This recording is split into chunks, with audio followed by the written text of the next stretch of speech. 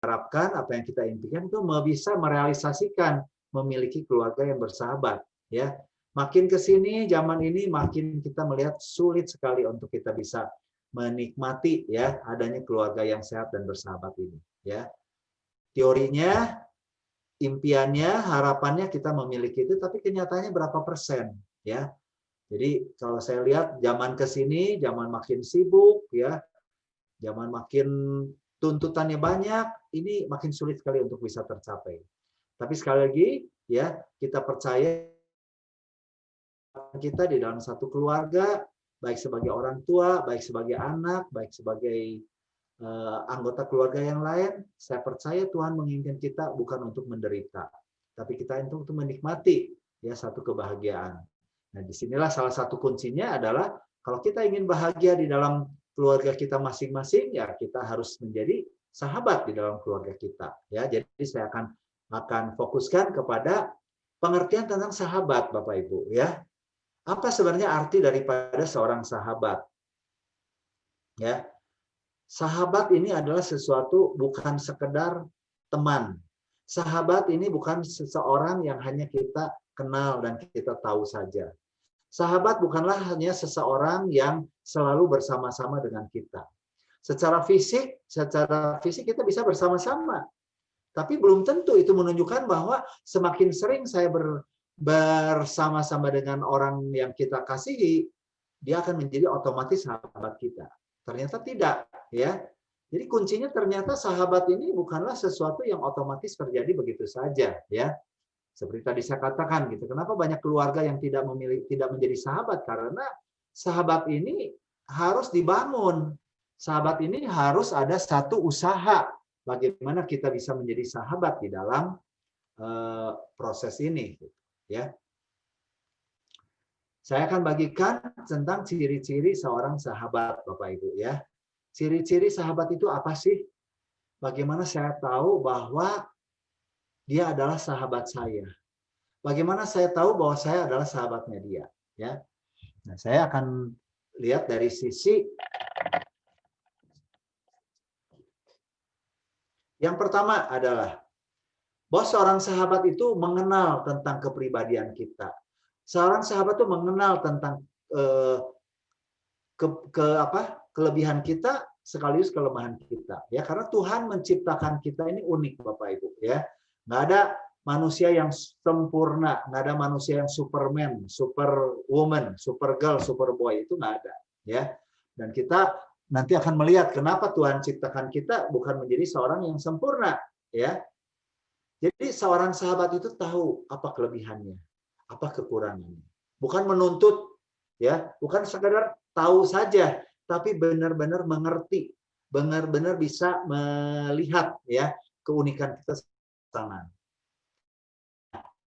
Kalau kita punya teman aja ya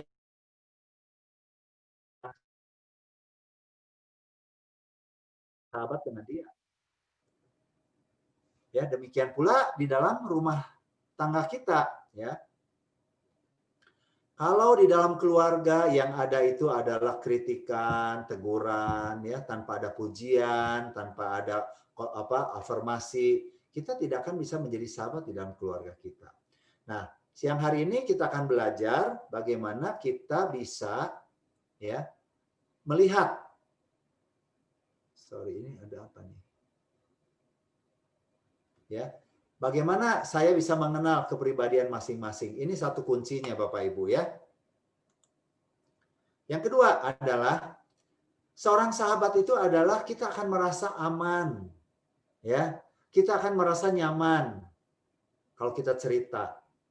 Aman dalam arti itu ya kita tidak akan ada satu ancaman dengan apa yang kita lakukan, dengan apa yang kita katakan.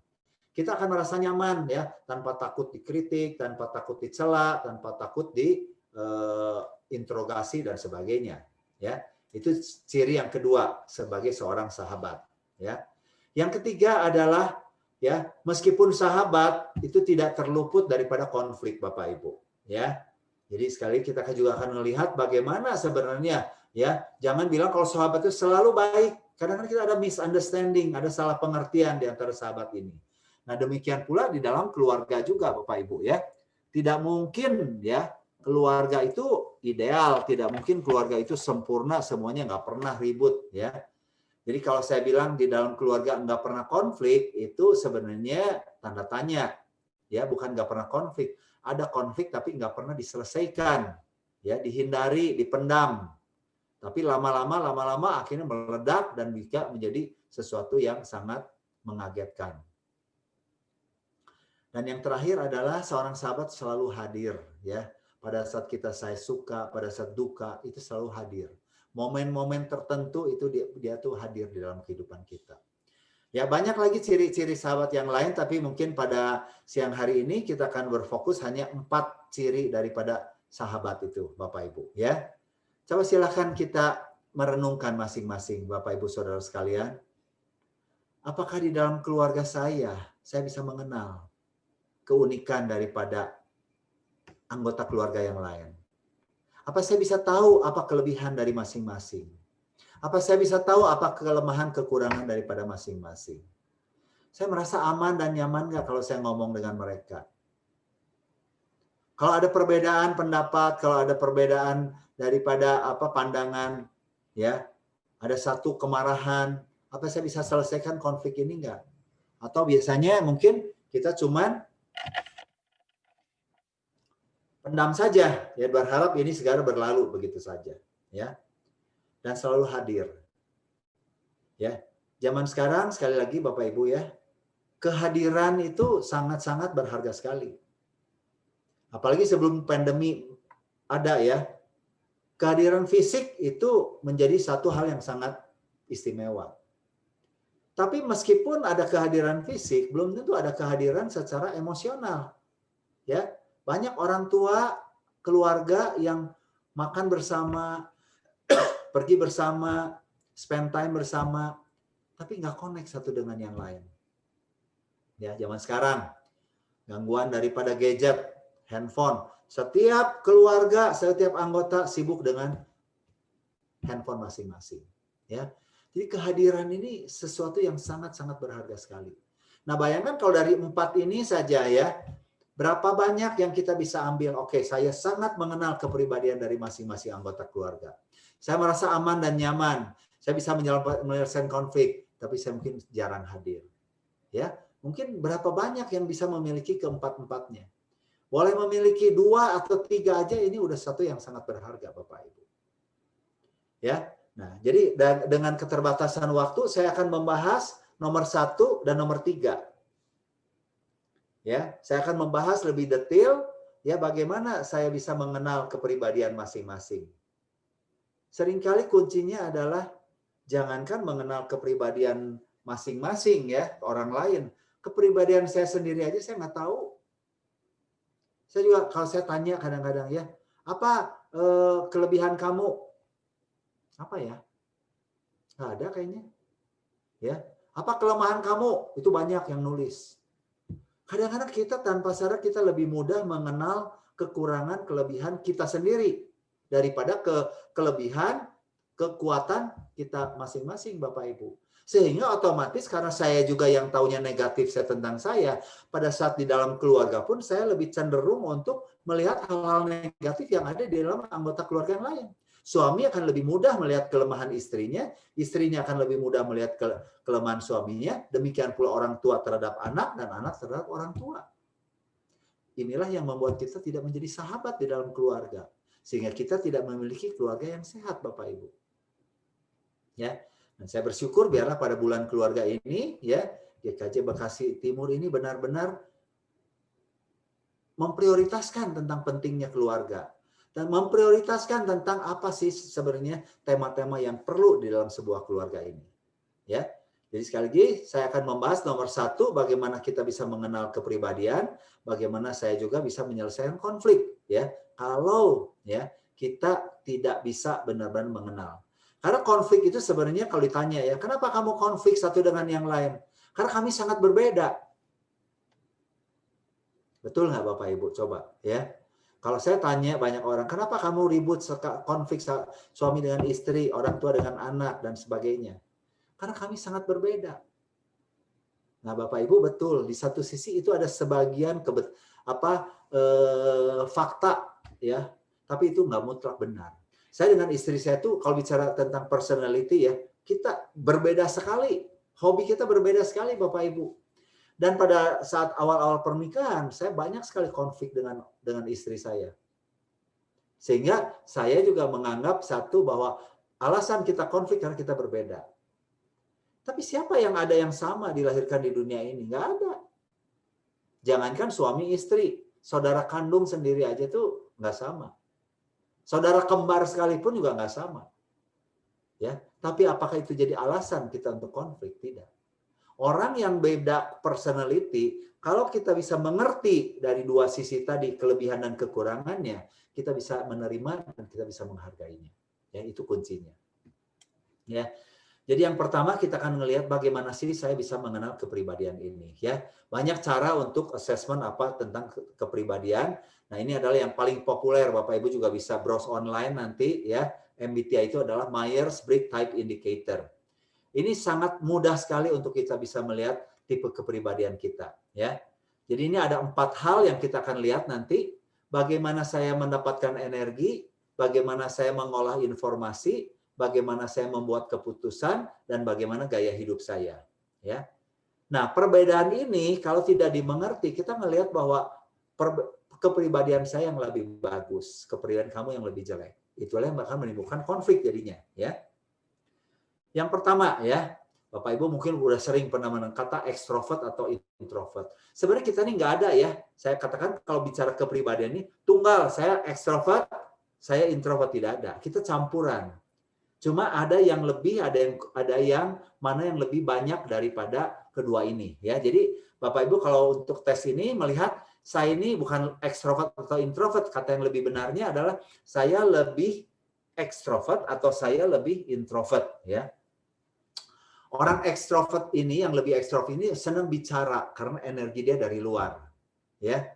Sedangkan orang introvert itu dia senangnya mengamati karena energinya dari dalam diri sendiri. Orang ekstrovert senang bersosialisasi karena pada saat dia bersosialisasi, berinteraksi, ngomong dan sebagainya, dia tambah semangat.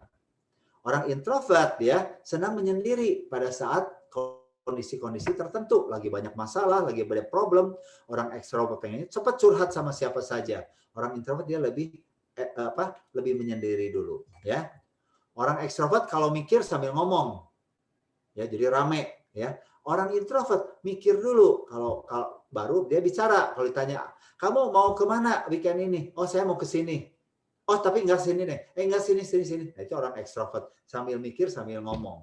Kalau orang introvert ya, kamu mau kemana? Dia mikir dulu. Saya mau ke mana? Sehingga kesannya kalau orang ekstrovert itu berubah-berubah, ya. Karena sambil mikir, sambil ngomong. Mikir kan bisa berubah. Tapi orang introvert kalau ditanya tuh kesannya lemot, lambat untuk merespon. Karena dia pikir dulu sampai matang, ya. Orang ekstrovert banyak hal, tapi nggak mendalam. Sedangkan orang introvert senang dalam hal tertentu dan mendalam. Nah, Bapak Ibu, perbedaan ini saja ya, kalau saya lihat di dalam keluarga banyak yang jadi problem. Karena merasa ya misalnya orang tuanya dua-duanya ekstrovert ya, senang bergaul, senang bicara, senang. Anaknya introvert. Nah, kita tahu bahwa ke-personality ini bukan turunan. Ini adalah ya, masa kamu kok temannya cuma sedikit, kamu masa maunya menyendiri, kamu kok jarang sekali untuk bisa bersosialisasi dan sebagainya. Ini jangan khawatir, karena masing-masing itu ada kelebihan, ada kekurangannya sendiri-sendiri, Bapak Ibu. Ya, saya sering melihat orang tua yang maksa anaknya tuh bergaul. Sedangkan anaknya memang tidak terlalu nyaman untuk bergaul. Dia ada teman tentu saja, cuma tidak sebanyak orang ekstrovert. Demikian pula kalau orang introvert, yang lebih introvert, dia melihat orang itu terlalu cerewet, berisik, rame, ya berubah-ubah, nggak jelas dan sebagainya. Nah, inilah yang salah satu kalau kita dari sisi ini aja bisa jadi konflik. Tapi kalau kedua-duanya bisa menerima, ini akan saling melengkapi sekali Bapak Ibu, ya. Yang kedua adalah bagaimana mengolah informasi. Ini ada dua, orang sensing, orang intuitif, ya. Sensing itu dia menggunakan panca inderanya, sedangkan intuitif itu orang yang menggunakan instingnya. Orang sensing itu orang cenderung detail, terperinci, ya. Sedangkan orang intuitif global intinya saja. Orang sensing mau orang yang hati-hati dan sedikit beresiko, ya, senang di dalam zona nyaman. Orang intuitif dia justru orang yang berani ambil resiko, senang tantangan, senang segala sesuatu itu beresiko, ya. Orang sensing tuh dia punya ide yang realistis praktis. Orang intuitif orangnya abstrak, ya, out of the box istilahnya begitu, ya. Nah, orang sensing menyukai kestabilan, kemapanan, ya. Sedangkan orang N adalah orang yang menyukai variasi dan perubahan. Nah, jelas dari sini aja Bapak Ibu bisa bayangkan.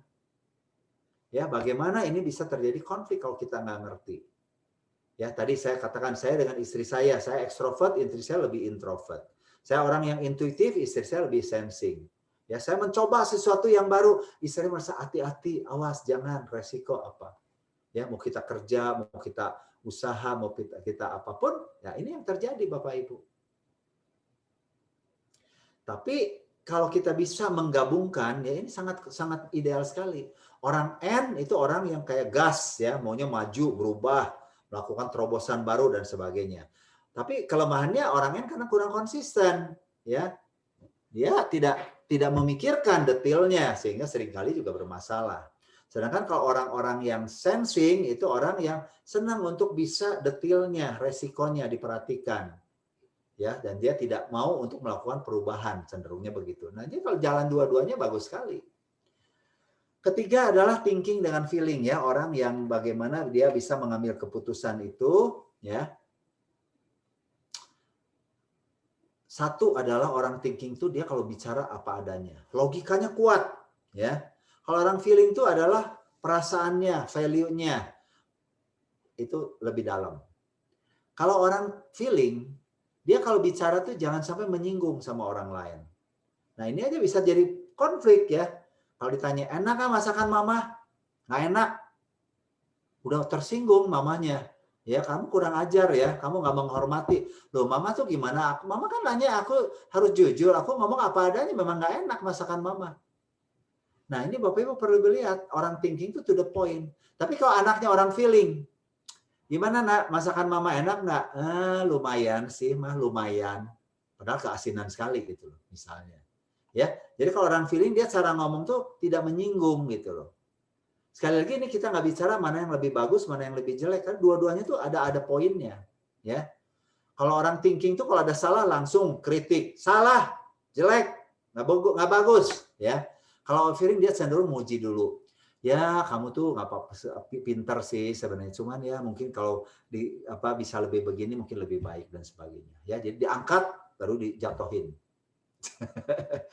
Istilahnya begitu Bapak Ibu, ya. Orang thinking tuh tegas, iya, enggak. Ya. Orang feeling banyak toleransi. Ya. Orang feeling thinking tuh tugas yang paling penting tuh, kewajiban. Orang feeling relasi, hubungan yang lebih penting. Nah, dalam hal perbedaan-perbedaan ini Bapak Ibu, ya, jelas saja apalagi kalau suami dengan istri beda, ya. Nanti cara mendidik anak juga bisa jadi masalah. Anaknya tidak disiplin, tidak apa, ya. Orang tua yang thinking, hukum, kasih konsekuensi. Yang feeling, udahlah namanya juga anak, ya ngertilah, udah kasih kesempatan dan sebagainya. Ya. Ini menarik Bapak. Yang terakhir adalah, ya saya agak cepat karena nanti mungkin supaya ada banyak waktu untuk tanya jawab Bapak Ibu, ya. Nah, gaya hidup sendiri adalah bisa yang judging itu orang yang sangat teratur, terstruktur, terencana, ya. Sedangkan orang yang perceiving, orang P itu orang yang mengikuti situasi dan kondisi, ya. Orang judging itu harus diatur sesuai semuanya, ya. Kalau yang ini menyesuaikan, bukan mengatur. Kalau orang J itu dalam hal waktu itu sangat tepat, on time, atau bahkan sebelumnya. Ya, jangan sampai terlambat. Kalau ke gereja jam 10, ya. Jam 10 kurang seperempat, kurang 20 sudah duduk di dalam ruang kebaktian. Kalau orang ya lihat situasi, ya. Santai aja, pokoknya pas aja, jangan telat. Ya, jadi sehingga kalau misalnya ya ke gereja nih jam 10, ya dari rumah setengah jam. Kalau orang J itu ya udah setengah jam tapi 3/4 jam dia udah berangkat. Takut macet, ya. Kalau orang P pas-pasan aja, namanya juga P, ya. Tapi nanti kalau misal lancar ya pas, tapi kalau begitu ada macet, ada apa, terlambat sedikit, nggak apa-apa, orang lain juga sama lah, santai aja. Itu kira-kira ya. Dalam hal menaruh barang, kalau orang J itu, aduh ada tempatnya ya, naruh di mana, balikin di mana. Kalau orang P, taruh tempat yang berbeda, fleksibel katanya istilahnya, ya, bukan berantakan, fleksibel katanya begitu, ya. Orang J itu selalu segala sesuatu lebih awal, planning dari jauh. Kalau ini pas-pasan aja, ya. Jadi Bapak Ibu lihat kalau anak-anaknya misalnya mau ulangan, mau ujian di sekolah. Kalau anak yang J itu, waduh, sebelum ujian dia akan cepat-cepat belajar dulu, dicicil dan sebagainya. Kalau orang P, SKS, sistem kebut semalam. Besok ujian malam sambil minum kopi, ya. Kira-kira begitu. Bapak-bapak juga yang kerja juga bisa lihat polanya yang mana gitu, ya. Jadi orang J itu selalu nanti gimana, nanti gimana, nanti gimana, ya. Kalau orang JP gimana nanti aja. Pokoknya beres saja gitu. Nah, Bapak Ibu dari keempat ini aja ya kalau dikombinasikan, ini sangat-sangat menarik sekali. Saya dengan istri saya empat-empatnya beda sekali. Saya ekstrovert, tadi saya katakan, istri saya lebih introvert. Ya, dalam hal ini dulu saya kalau lagi capek, lagi apa ya, saya maunya keluar, ketemu teman, ketemu saudara. Istri saya maunya di rumah. Capek kok keluar sih, aneh benar. Ya, saya memandang istri saya apa, kuper, nggak mau keluar rumah. Istri saya menganggap saya liar, maunya keluar aja. Ini konflik jadinya, karena kita nggak ngerti. Wah, buat saya, nama energi itu berinteraksi dengan orang. Buat istri saya, kalau lagi capek, lagi lelah, istirahat di rumah. Ya, yang kedua tadi masalah apa? Saya balik lagi ya, biar jelas. Masalah ini sensing, saya orangnya wah pengen mengalami perubahan, terobosan dan sebagainya. Istri saya lebih ke arah hati-hati, ya semua itu dihitung dulu, semua itu diinikan. Yang ketiga, saya ya thinking feeling ini seringkali orang bilang kalau thinking itu pria, feeling itu wanita. Ini salah ya. Thinking feeling di sini dalam membuat keputusan Bapak Ibu. Saya orangnya lebih feeling, istri saya orangnya lebih thinking, lebih logika. Ya sehingga ini seringkali ya jadi konflik. Kalau saya misalkan tanya, ayo kita mau ini enggak katanya. Ya, tegas dia, saya tersinggung kadang-kadang tuh. Ya, nah ini yang Bapak Ibu perlu tahu. Thinking, feeling ini nggak bicara tentang wanita pria ya. Wanita bisa thinking, bisa feeling, pria juga sama. Dan yang terakhir nih, judging, perceiving. Saya orangnya lebih P, istri saya orangnya lebih J. Ya, istri saya orangnya sangat organized, sangat rapi, ya, sangat benar-benar tuh teratur. Saya orangnya lebih ya ngeflow aja terhadap situasi. Misalnya ke gereja ya, gereja jam 10 mulai Bapak Ibu ya, dulu ke waktu kita sebelum pandemi ini. Jam 10 dari saya ke gereja itu cuma 5 menit Bapak Ibu. Karena di kompleks yang sama, ya. Kira-kira jam berapa saya akan berangkat dari rumah? Kalau kebaktiannya jam 10, hanya butuh 5 menit ke gereja. Istri saya setengah 10 dia udah siap, beres semua, udah pakai baju rapi, semua siap berangkat. Saya setengah 10 baru masuk kamar mandi. Jam 10 kurang 10 baru saya siap. 10 kurang 5 baru berangkat. Istri saya udah kepanasan kadang-kadang tuh. Ya. Nah, ini Bapak Ibu, jadi sesuatu hal-hal yang kecil pun bisa jadi problem. Nah, jadi kalau digabung nanti ya, jadi ada 16 kepribadian Bapak Ibu ya. Bapak Ibu boleh browse online.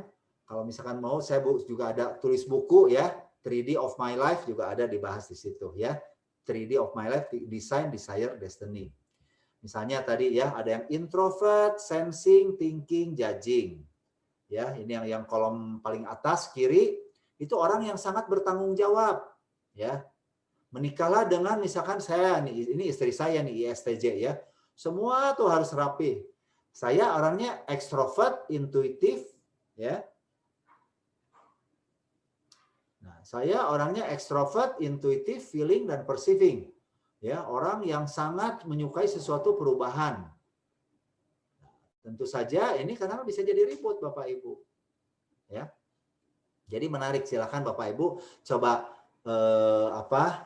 review ya. Bapak Ibu ini tadi untuk yang huruf pertamanya lebih I atau lebih E, introvert atau extrovert.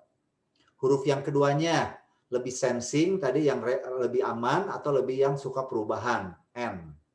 Yang ketiga, dalam membuat keputusan lebih T, lebih F, thinking, feeling. Dan yang keempat adalah gaya hidup, lebih J atau lebih P.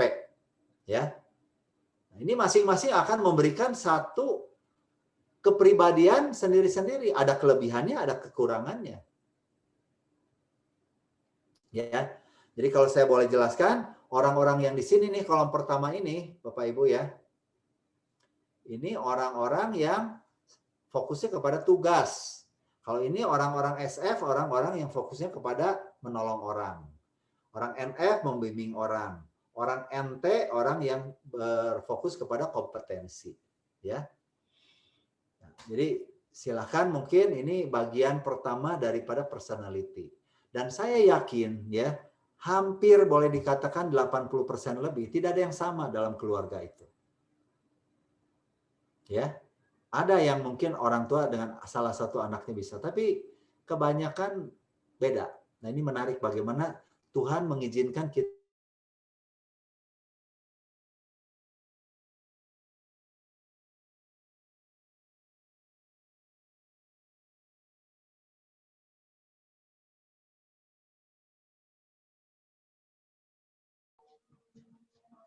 Oh, ini terputus ya agaknya ya. Sepertinya signal dari Pak Ikwan, Bapak Ibu. Kita akan tunggu sebentar sampai Pak Ikwan masuk lagi. Silakan Bapak Ibu yang belum absen bisa absensi dulu ya Bapak Ibu. Linknya tadi udah di-share oleh Mbak Maya di kolom chat. Itu Bapak Ibu.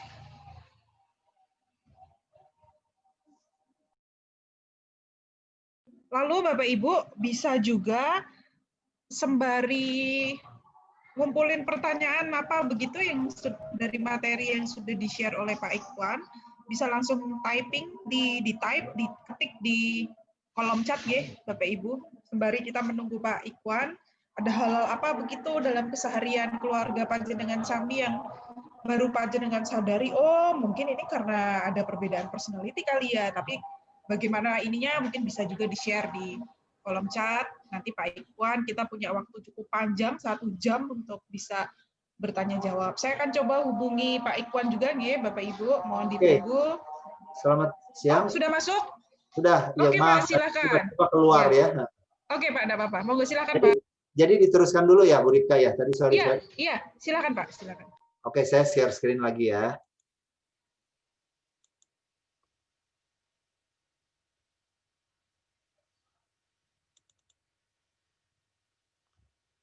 Oke, yang selanjutnya adalah tentang menyelesaikan konflik ya. Sekali lagi tadi saya katakan, Bapak Ibu, konflik itu kita harus lihat bukanlah sebagai sesuatu yang negatif selalu ya. Banyak orang, khususnya orang-orang Kristen, itu merasa konflik itu selalu negatif. Yang negatif itu bukan konfliknya, Bapak Ibu. Yang bisa negatif itu, yang berdosa itu bukan konfliknya. Tapi cara penyelesaian konflik itu yang bisa membuat kita berdosa atau tidak berdosa. Sama dengan uang, Bapak Ibu ya. Kalau sekarang misalkan saya tanya, uang itu dosa atau enggak sih? Uang itu netral. Tapi uang itu bisa memberkati orang, tapi uang itu bisa juga menjadi orang berbuat dosa. Betul nggak Bapak Ibu? Ya. Orang yang kaya apakah otomatis berdosa? Tidak, dia bisa memberkati orang. Tapi bisa juga karena banyak uang dia bisa berbuat dosa. Nah, ini yang kita perlu benar-benar mengerti ya tentang definisi daripada konflik. Saya sering mengadakan seminar tentang konflik, saya suka tanya, gimana Bapak Ibu, apakah di keluarga Bapak Ibu ada konfliknya? Oh, nggak ada, kami selalu untuk bisa menghindari konflik ya, karena konflik itu nggak bagus. Oh, itu bahaya sekali. Ya, kalau kita menyelesaikan konflik dengan cara menghindari itu salah besar, Bapak Ibu. Ya. Jadi seringkali saya suka bilang gini, Bapak Ibu ya, kalau Tuhan Yesus sendiri itu konflik gak dalam hidupnya ya? Baru orang mikir, iya ya, konflik itu rohani atau enggak ya? Tuhan Yesus itu penuh dengan konflik dalam masa-masa hidupnya. Waktu di kandungan aja dia udah konflik, udah bingung ini anak siapa, tiba-tiba hamil. Waktu dilahirkan udah mau dibunuh. Waktu dia memberitakan firman Tuhan, banyak yang juga mau berusaha membunuh dia, menang. Sampai akhirnya akhir hidupnya pun ya dia benar-benar konflik, Bapak Ibu. Yesus hidup penuh dengan konflik, tapi dia bisa menyelesaikan konflik dengan benar tanpa berdosa. Nah, inilah yang saya harapkan ya Bapak Ibu di dalam keluarga pun melihat konflik itu sebagai satu sarana untuk kita bisa menjadi lebih dekat satu dengan yang lain. Karena kalau melalui konflik ya, kita kalau selesaikan konflik dengan benar, hubungan kita lebih baik. Kita bisa lebih mengerti satu dengan yang lain. Tapi kalau kita cara menyelesaikan konfliknya salah, boro-boro jadi sahabat, jadi musuh ya yang ada di dalam keluarga kita.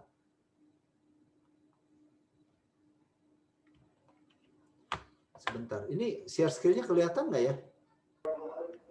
Kelihatan Pak, kelihatan. Oke, ya. Nah, di dalam penyelesaian konflik, saya katakan ada 3 jenis ya. Yang pertama, yang paling sering sejam sekarang itu adalah ini ya, penyelesaian secara pasif. Artinya kenapa pasif? Karena dia menganggap konflik itu negatif seperti tadi yang saya katakan. Ya, jadi aduh konflik itu nggak nyaman, nggak enak, jangan konflik, dihindari aja. Yang kedua, ya akhirnya karena dia menganggap konflik itu negatif, dia melarikan diri. Jadi kalau dia kesal sama anggota keluarga yang lain, udah pokoknya nggak mau ngomong lagi, nggak mau ketemu lagi, ya sebisa seperlunya aja. Dan ini bisa menyiksa diri. Ya, ini yang disebut dengan orang-orang yang selalu menyelesaikan konfliknya secara pasif. Lebih baik aku yang ngalah. Lebih baik aku yang berkorban. Ya, lama-lama akan bunuh diri istilahnya, kasarnya. Ya, tertekan. Seperti ini kira-kira gambarnya. Ini pola yang pertama yang banyak orang suka melihat kalau konflik itu negatif, dia akan seperti ini. Dia dulu mungkin lihat orang tuanya berantem terus apa. Jadi sekarang tuh capek kalau mau konflik itu. Ya, padahal sebenarnya balik lagi kita harus ingat bukan konfliknya loh yang masalah tuh. Cara penyelesaiannya kita nggak ngerti karena kita nggak pernah belajar. Saya juga dulu sama ya orang tua saya selalu berantem, selalu ribut. Jadi saya berpikir kalau saya nanti punya keluarga, saya nggak mau seperti itu. Tapi ternyata tadi yang saya katakan waktu menikah, waduh, saya dengan istri saya beda sekali personalitinya, hobinya. Akhirnya tetap konflik juga. Nah, cara penyelesaiannya lebih ke pasif. Saya diam, saya nggak mau ngomong, ya. Kenapa? Enggak apa-apa. Kenapa kamu kok diam aja, nggak mau ngomong? Padahal orang ekstrovert kan senangnya ngomong. Nggak apa-apa. Ini saya bilang cara penyelesaian konflik yang tidak sehat ya Bapak Ibu ya. Kelihatannya aman-aman saja dari luar. Oh, ini keluarga itu baik-baik saja, tidak pernah berantem, tidak pernah ini. Tapi sebenarnya di dalamnya penuh dengan api kemarahan. Ya. Yang kedua, ya kebalikannya daripada pasif Bapak Ibu ya. Orang yang penyelesaian konfliknya adalah agresif. Ya. Pokoknya kalau ada perbedaan, ada masalah ya, saya meledak marah. Kalau bisa saya pukul, saya hina, saya siksa. Ya. Nggak peduli dengan perasaan orang lain. Yang penting ya, kalau ada masalah itu saya harus menang. Saya harus bisa membuktikan bahwa kamu salah, aku yang benar. Nah, ini tipikal orang yang selalu agresif. Ya. Nah, bayangkan Bapak Ibu, kebanyakan orang-orang yang pasif ini kadang-kadang bisa menjadi agresif kalau nggak tahan. Jadi sekali lagi, baik pasif maupun agresif itu juga dua-duanya nggak sehat. Coba kita lihat sekarang dalam keluarga kita ya. Saya polanya yang mana nih? Kalau saya lagi kesel sama suami dengan pasangan suami istri atau orang tua dengan anak, bagaimana saya? Saya lebih pasif atau saya lebih agresif? Ya. Kalau jawabannya saya pasif, saya agresif, dua-duanya juga itu yang bisa bikin kita berdosa. Kenapa kalau pasif itu berdosa? Berarti saya tidak mengasihi diri saya sendiri. Mana bisa sehat gitu loh hidup saya, emosi saya. Kalau saya agresif, saya juga menyiksa orang lain. Juga berdosa juga. Nah, kita harus belajar cara penyelesaian yang ketiga, yang ini sebenarnya yang benar-benar tuh sehat, itu asertif.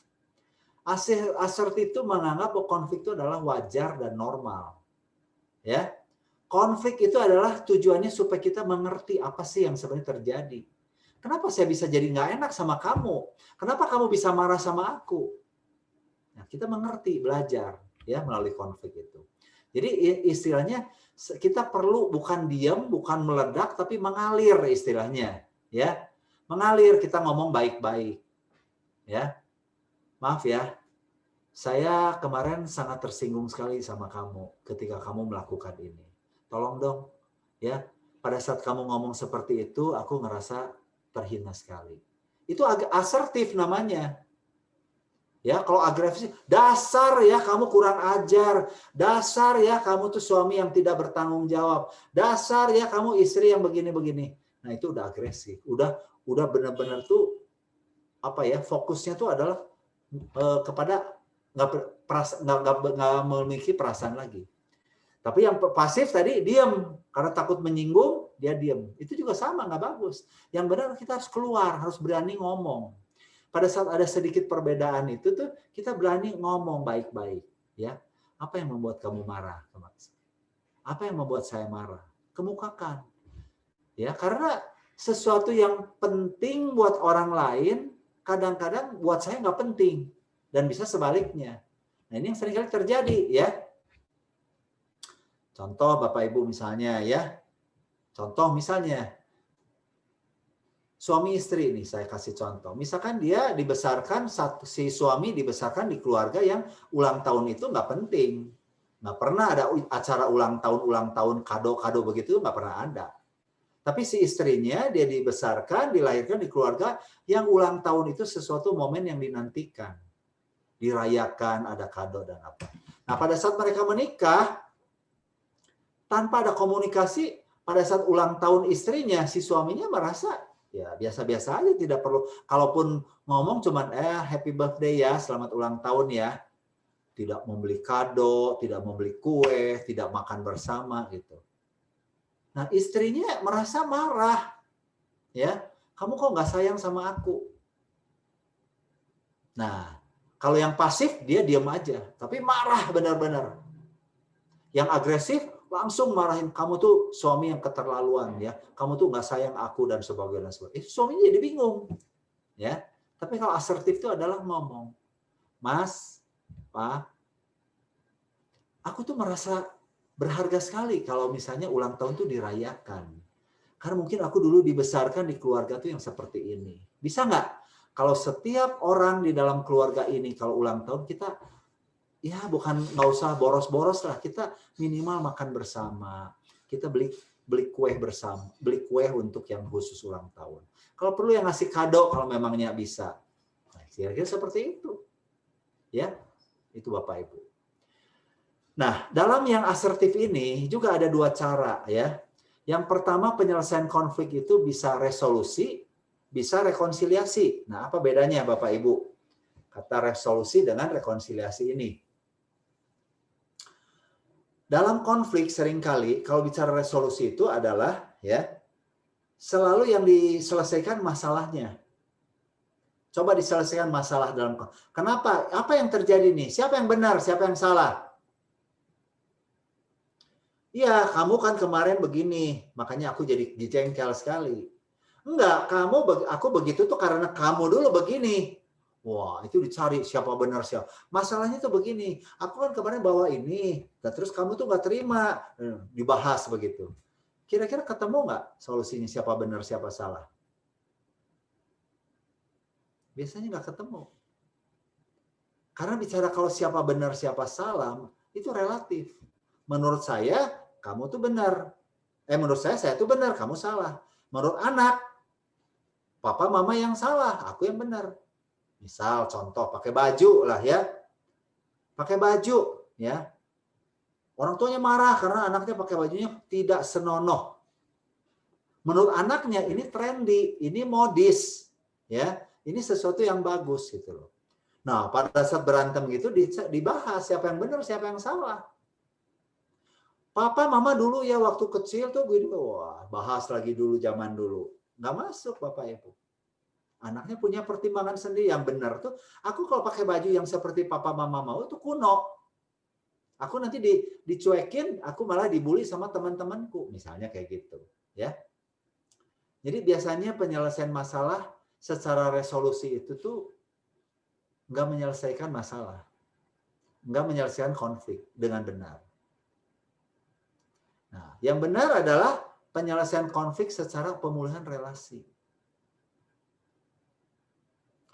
Yang difokuskan adalah kepada hubungan. Saya berbeda sama kamu, tapi it's okay. Mari kita sama-sama saling memaafkan. Mari kita sama-sama saling mengerti.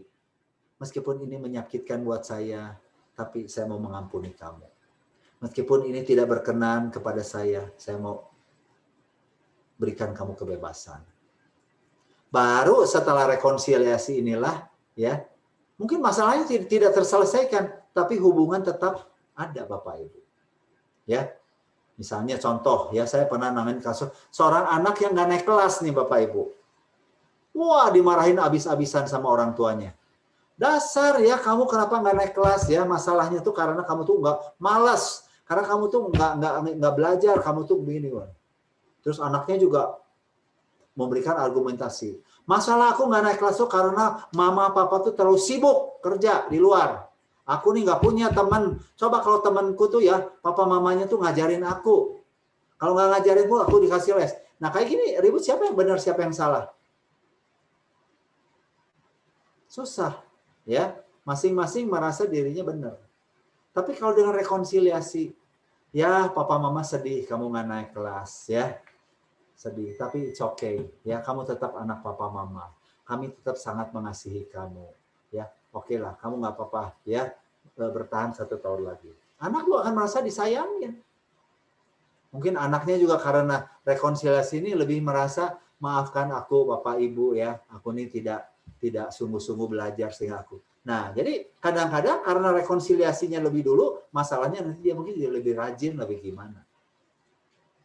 Jadi tolong sekali lagi Bapak Ibu ya, dalam penyelesaian konflik tadi ya, yang pertama saya ingin Bapak Ibu menggunakan asertif, berani ngomong baik-baik. Tidak perlu meledak, tidak perlu berdiam diri, kemukakan secara mengalir. Yang kedua tadi adalah gunakan rekonsiliasi lebih dulu. Saya dengan istri saya kalau ngebahas masalah itu susah, mana yang benar mana yang salah. Ya yang benar tuh ya, kalau misalkan capek keluar rumah. Enggak. Kalau yang benar tuh yang capek tuh diam di dalam rumah. Dua-duanya nggak bisa. Dua-duanya masih punya. Tapi kalau kita rekonsiliasi, oke lah. Saya mau mengasihi kamu, meskipun buat saya itu sulit untuk keluar rumah, saya coba belajar untuk keluar rumah. Buat saya, meskipun saya tuh kadang-kadang sumpek di rumah, saya demi kamu, saya juga seimbang, tidak terlalu semua terus ke rumah. Ya, itu aja semua Bapak Ibu ya. Waktunya sudah habis 1 jam. Ya, biarlah melalui tadi pengenalan kepribadian dan kita bisa belajar lah ya, karena balik lagi topik ini harusnya mah 1 hari ya. Kalau saya biasa kan bawakan seminar tuh full sehari. Nah dengan dipadatkan cuma 1 jam, paling tidak idenya Bapak Ibu sudah tangkap lah apa kira-kira ya. Saya percaya ya Bapak Ibu kalau bisa mengerti tentang kepribadian diri sendiri, bisa mengerti kepribadian anggota keluarga, kita akan bisa lebih mudah untuk jadi sahabat. Ya, kalau kita bisa mau menyelesaikan konflik, ya bukan membiarkan, bukan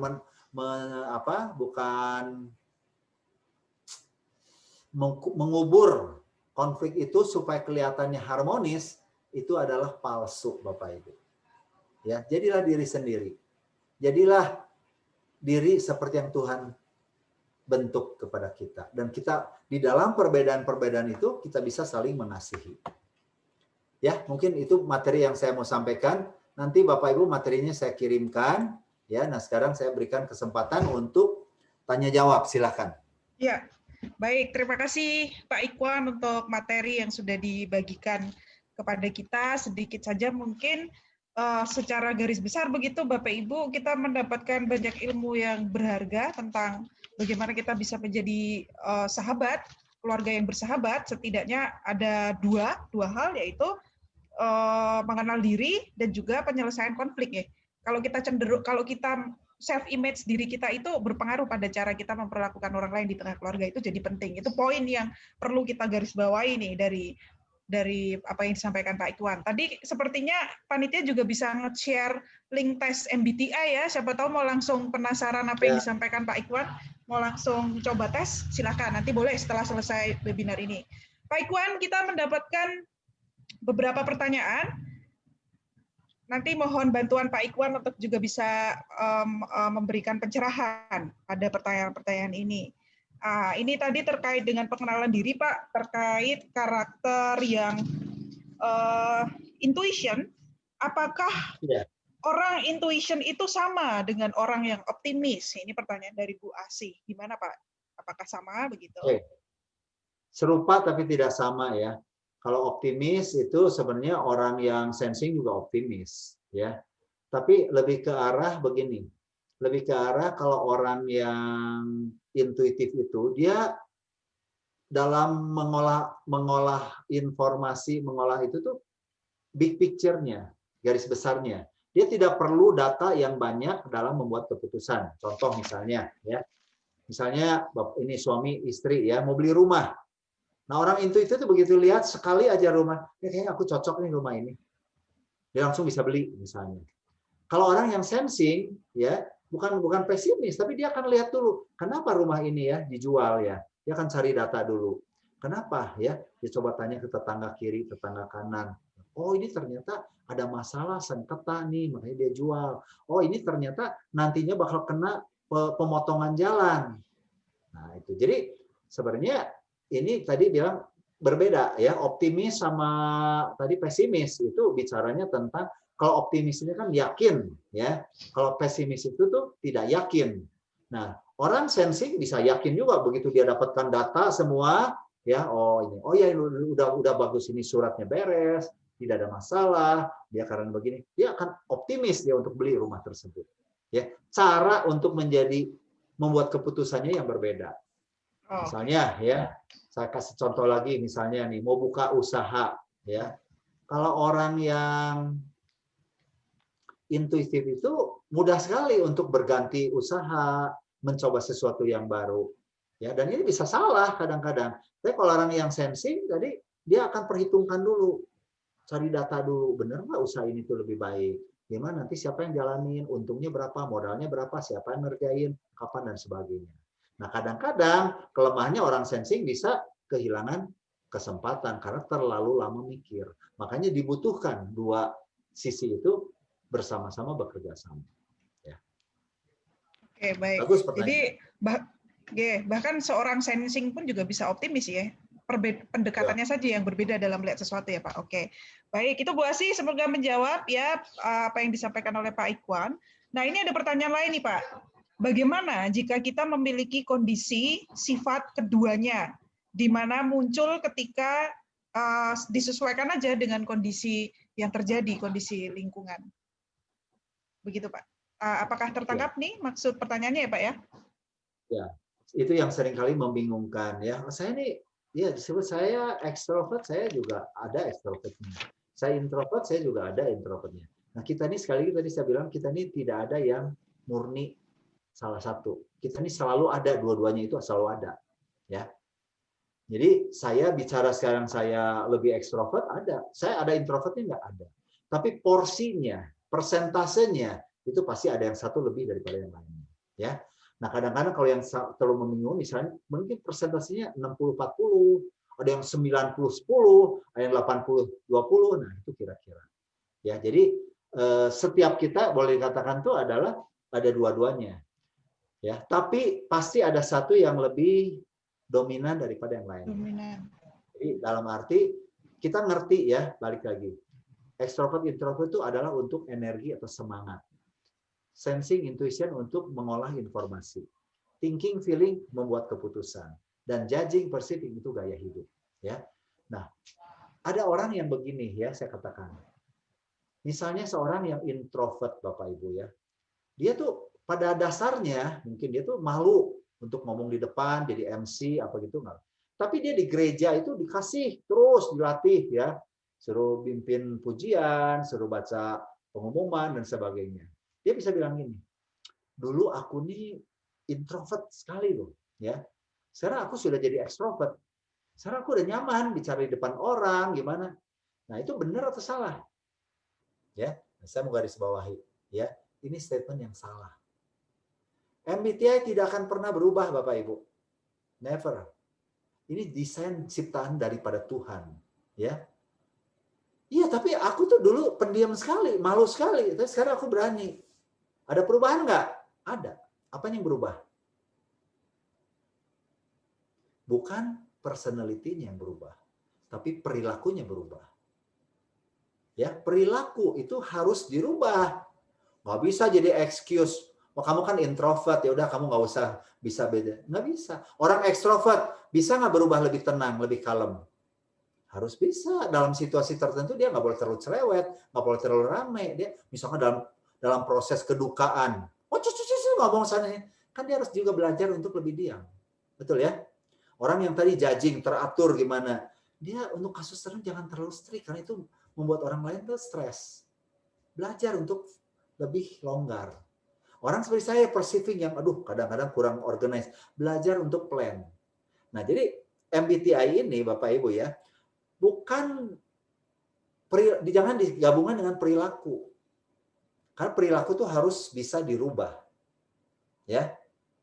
Kamu kan ekstrovert, jadi aku nggak bisa tinggal di rumah. Ya nggak boleh, harus kita melatih diri kita. Itu yang Tuhan makanya maksud tuh kenapa ya? Setiap kita harus bertumbuh tuh apa? Growing tuh. Jangan selalu mau ini saya begini dasarnya. Kamu harus ngertiin aku, nggak bisa. Kita harus sama-sama mengerti itu. Ya, menjawab ya. Terima kasih Pak Ikhwan. Semoga menjawab ya Mas Ardan. Nah, Pak Ikhwan, kita punya cukup banyak pertanyaan. Ini masih sisa 13-an pertanyaan. Semoga waktunya cukup ya Pak. Pertanyaan singkat. Ya. Pertanyaan berikutnya, bagaimana nih Pak menyesuaikan cara berpikir kalau di dalam satu keluarga itu kepribadiannya itu berbeda-beda? Ya. Pertanyaan dari Bu Naomi. Cara berpikir yang pertama, bahwa ini adalah anugerah Tuhan. Itu satu ya. Kita harus berpikir ini tuh desain Tuhan. Kalau Tuhan yang desain, bagus jelek? Bagus. Bagus ya. Tapi kita tahu bahwa Tuhan memberikan batasan kepada setiap kita supaya kita bisa saling tolong menolong. Itu satu ya, mindsetnya. Yang kedua, kita harus melihat bahwa tujuan perbedaan itu bukan bicara soal salah dan benar. Bukan bicara baik dan tidak baik. Tapi ini bicara tentang perbedaan saja.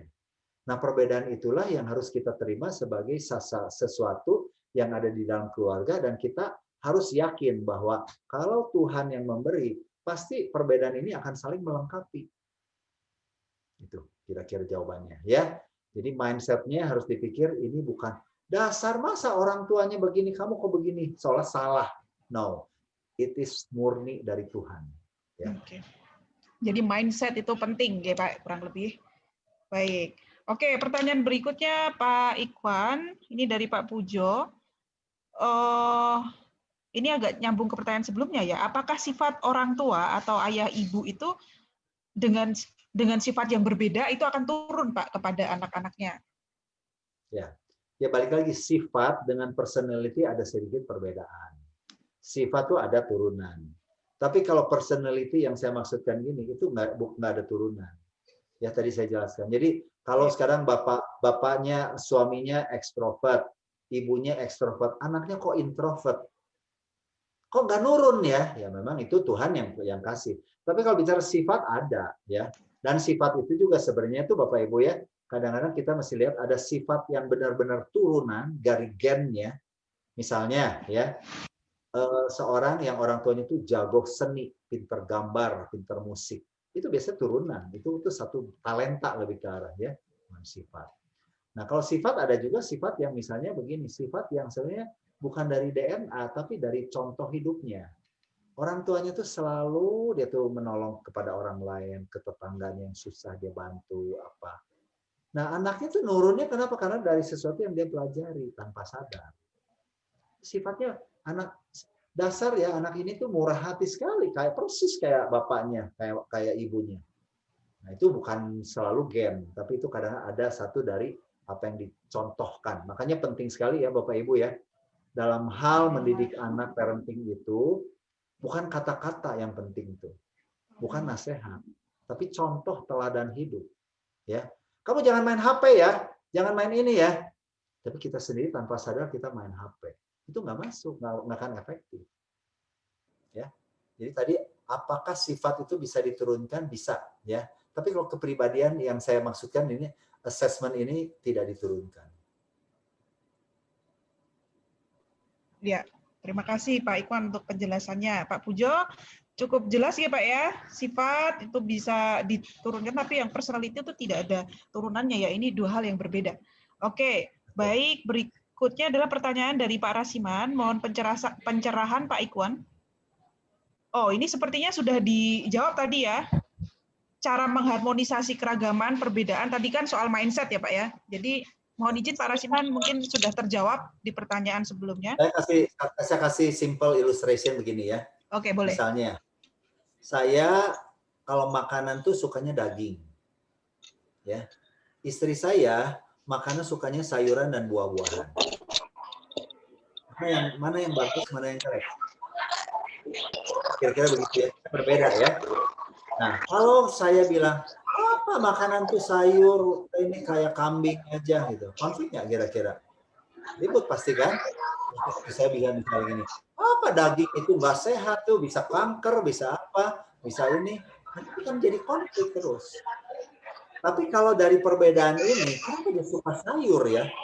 Menurut aku tuh makanan tuh daging yang enak. Nah, pada saat kita makan, saya coba belajar mencoba sayurnya. Oh, sayur enak juga ya ternyata ya. Nah, istri saya juga belajar mencoba. Oh, daging itu ternyata ada juga nih enaknya. Tapi kita tidak harus menjadi seperti dia. Tapi kita bisa mengapresiasi kenapa dia suka sayur. Istri saya bisa mengapresiasi kenapa saya suka daging. Nah, at the end, mungkin kita masih tetap prefernya tetap sama. Saya daging, dia sayur. Tapi buat saya sayur pun still okay, makan sekali-sekali. Buat istri saya, daging pun still okay. Demikian pula dengan personality di sini. Ya, kamu kok kenapa sih kalau ada apa-apa kamu pengen itu keluar rumah ngomong di rumah dong? Apa sih enaknya, menariknya kalau ngobrol sama orang tuh? Apa sih enaknya, menariknya kalau kita nih kalau ada masalah diem di rumah? Nah ini loh yang saya maksudkan tuh tadi, mindset itu akan membuat kita belajar try to do different things, ya, belajar mencoba juga apa yang berbeda dengan ini itu bukan berarti satu benar satu salah, dua-duanya ada bagusnya pasti itu. Ya. Ya, terima kasih Pak Ikhwan, semakin memperjelas ya Bapak Ibu untuk kita semua. Ini pertanyaannya nambah terus ya Pak? Silakan, masih panjang waktunya. Iya, oke, baik. Nah, ini Pak ada pertanyaan lagi dari Bu Tati. Bagaimana kalau yang terjadi kadang-kadang ini yang judging dan yang perceiving tadi dalam satu pribadi. Nah, bagaimana cara menyikapinya dalam keluarga? Karena ada yang judging dan juga yang perceiving tadi, Pak, sehingga sering terjadi masalah. Sebenarnya ini sama juga ya, tapi lebih spesifik kepada soal personality-nya nih, Pak. Saya nggak jelas maksudnya itu gini.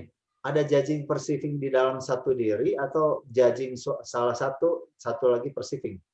Ya, bolehkah kita konfirmasi langsung saja ya, panitia, kepada Bu Tati?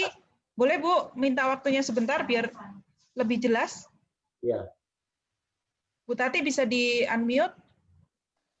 Apakah Mas? Nggih, monggo. Bu. Ya, terima kasih. Maksud saya kadang-kadang untuk saya sendiri pribadi, kadang juga saya J, kadang juga P, dan di dalam keluarga itu anak-anak baik suami juga berbeda-beda, maka sering terjadi problem itu loh maksud saya. Ya. Oh. Oke.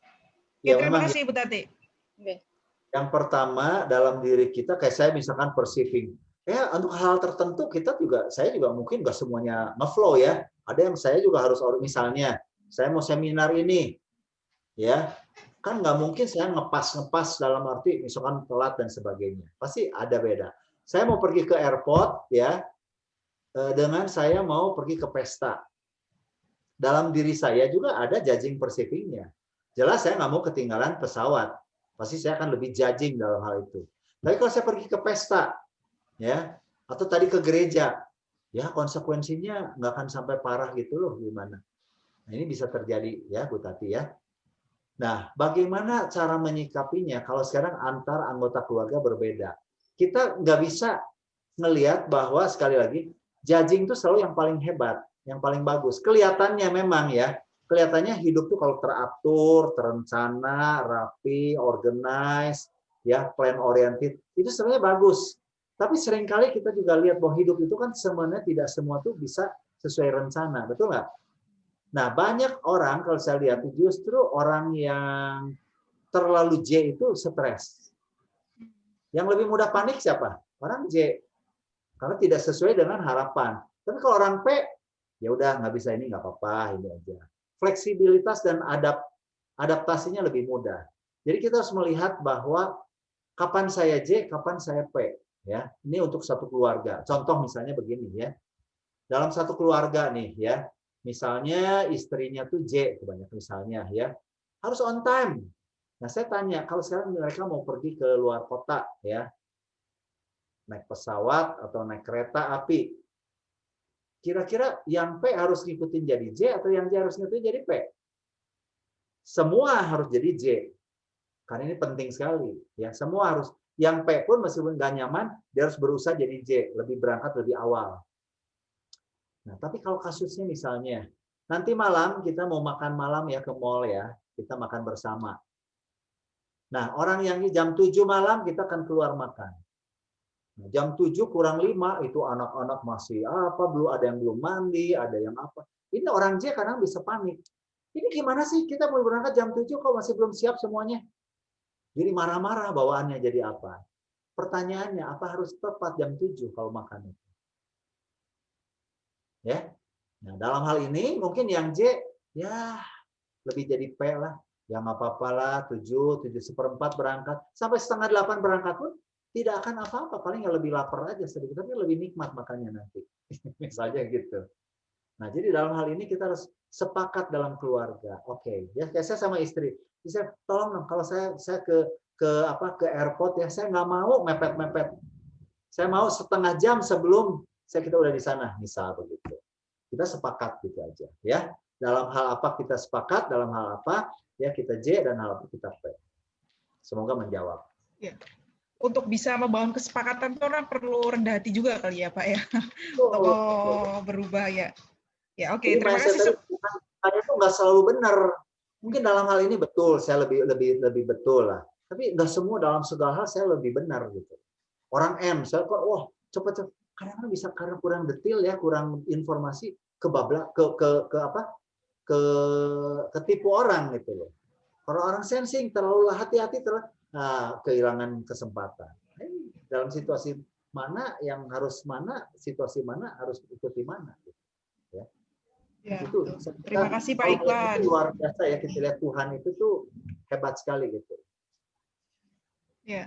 Semoga menjawab ya Bu Tati Wardede apa yang dijelaskan oleh Pak Ikhwan dan berproses terus untuk bisa menjadi seperti yang disampaikan Pak Ikhwan. Baik, kasih. Terima kasih. Pak Ikhwan, ini ada pertanyaan berikutnya dari Mas Andreas.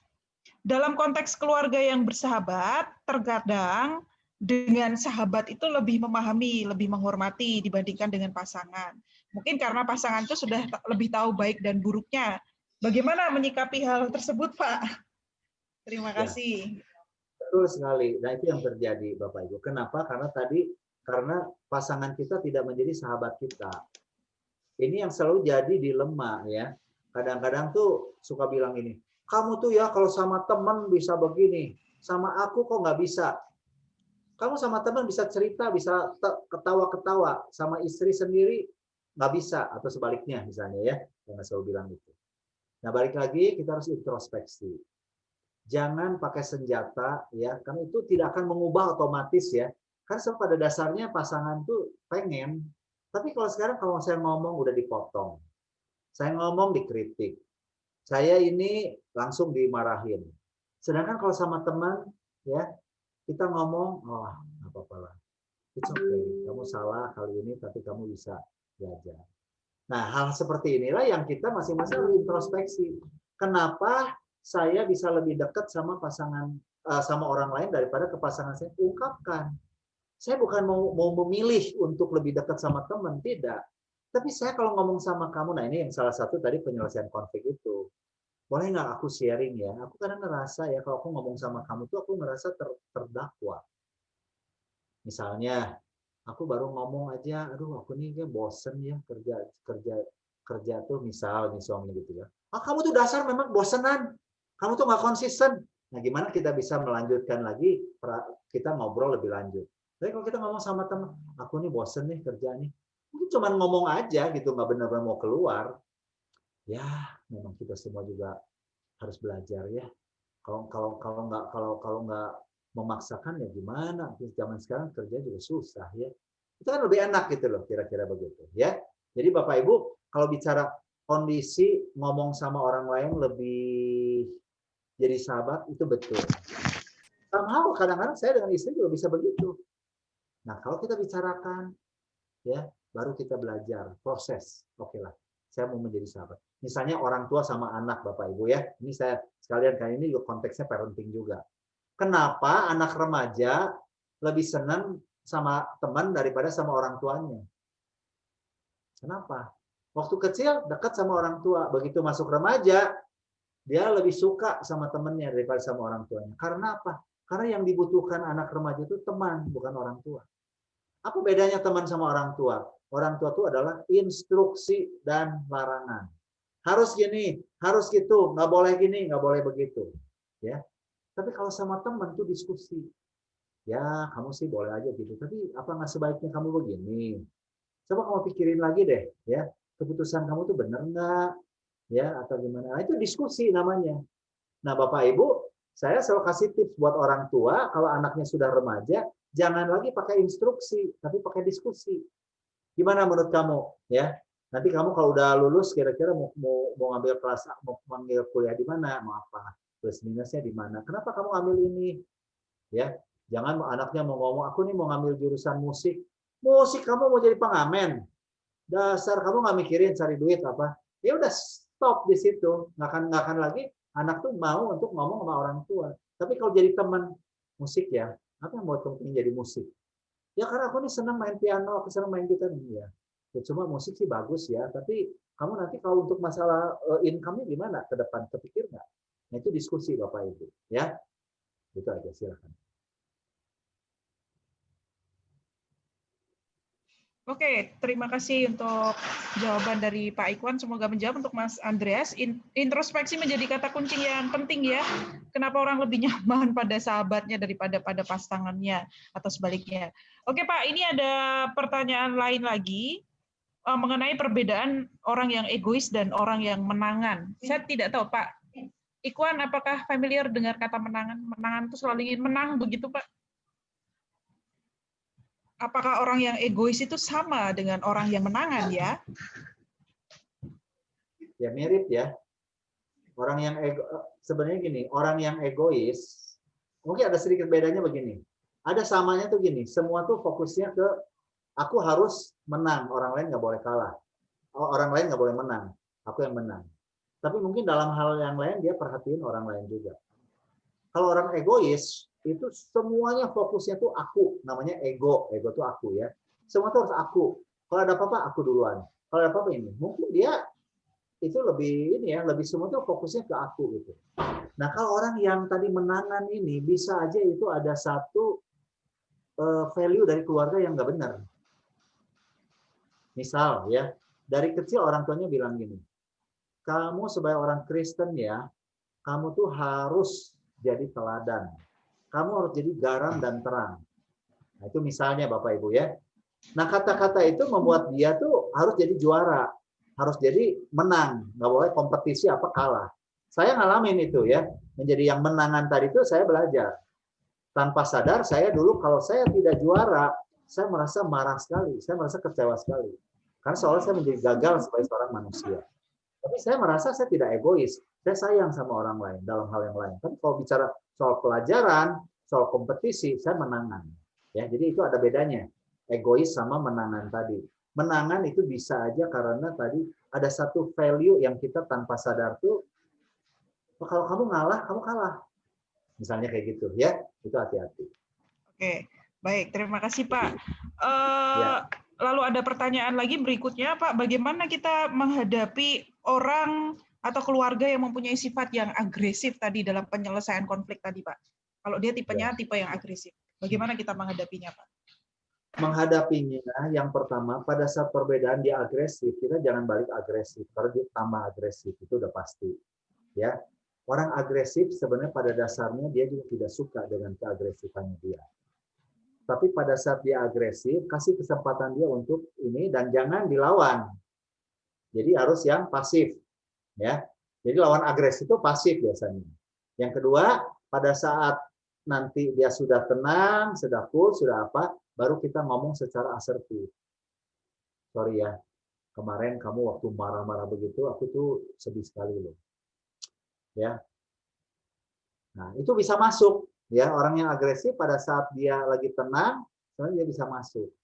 Itu aja sih tipsnya yang mudah. Jangan pada saat dia agresif kita lawan, kita agresif. Waduh, itu perang dunia namanya.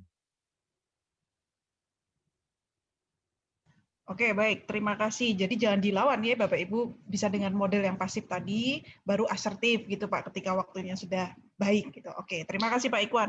Pak, ini ada pertanyaan dari seorang ibu yang bertanya tentang anaknya karena anaknya adalah introvert. Bagaimana cara mengembangkan kepribadian anak? Apakah baik memaksakan anak untuk melakukan hal tertentu, misalnya main dengan temannya atau mengikuti aktivitas tertentu? Karena anaknya itu senangnya adalah kalau generasi now bilang rebahan, Pak.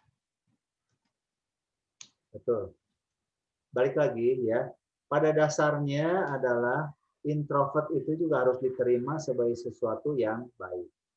Tapi sebagai orang tua ya, kita harus menyadari bahwa orang introvert itu bukan nggak butuh teman. Bedanya orang ekstrovert, dia bisa berteman dengan siapa saja. Tapi buat orang yang lebih introvert, dia akan berteman dengan orang yang lebih bisa merasa dekat sama dia. Merasa cocok, merasa nyaman dan aman. Jadi contoh misalnya begini ya Bapak Ibu ya. Anak saya 2 ya. Satu yang perempuan itu dia lebih ekstrovert ya. Yang satu lagi lebih introvert. Tapi berarti ini bukan turunan karena saya ekstrovert ya, karena ada juga kasus yang lain. Satu kali pernah ya anak saya yang introvert itu bilang gini. Panggil papi ya. Papi, kenapa ya kalau kakak saya tuh kok dia banyak temennya katanya. Dia lebih hebat lah ya. Terus saya tanya, kakak kamu emang temennya berapa? Wah, dia mau di gereja, di sekolah, di mana 100 kali ada kali. Kalau kamu berapa temennya? Aku sih paling dihitung jari lah, paling juga 8 orang temanku tuh. Ya itu aja katanya kira-kira gitu. Jadi gimana? Kamu merasa kamu lebih jelek daripada kakak kamu? Iya dong, katanya gitu ya. Terus saya tanya gini, dari 100 orang, dari 100 teman kakak kamu, berapa orang yang jadi sahabat yang luar biasa, di mana kakak bisa cerita, bisa curhat, bisa apa? Aduh, kakak saya itu udah sama siapa orang tuh nggak terlalu dekat ya. Sahabatnya cuma 2, 3. Jadi dari 2%, 2 orang dari 100 itu 2% sahabatnya ya. Kalau kamu dari 8 orang, teman kamu itu sahabat kamu berapa orang? Jadi jawabnya berapa? 88 sahabat. Nah, satu bicara quality, satu bicara quantity.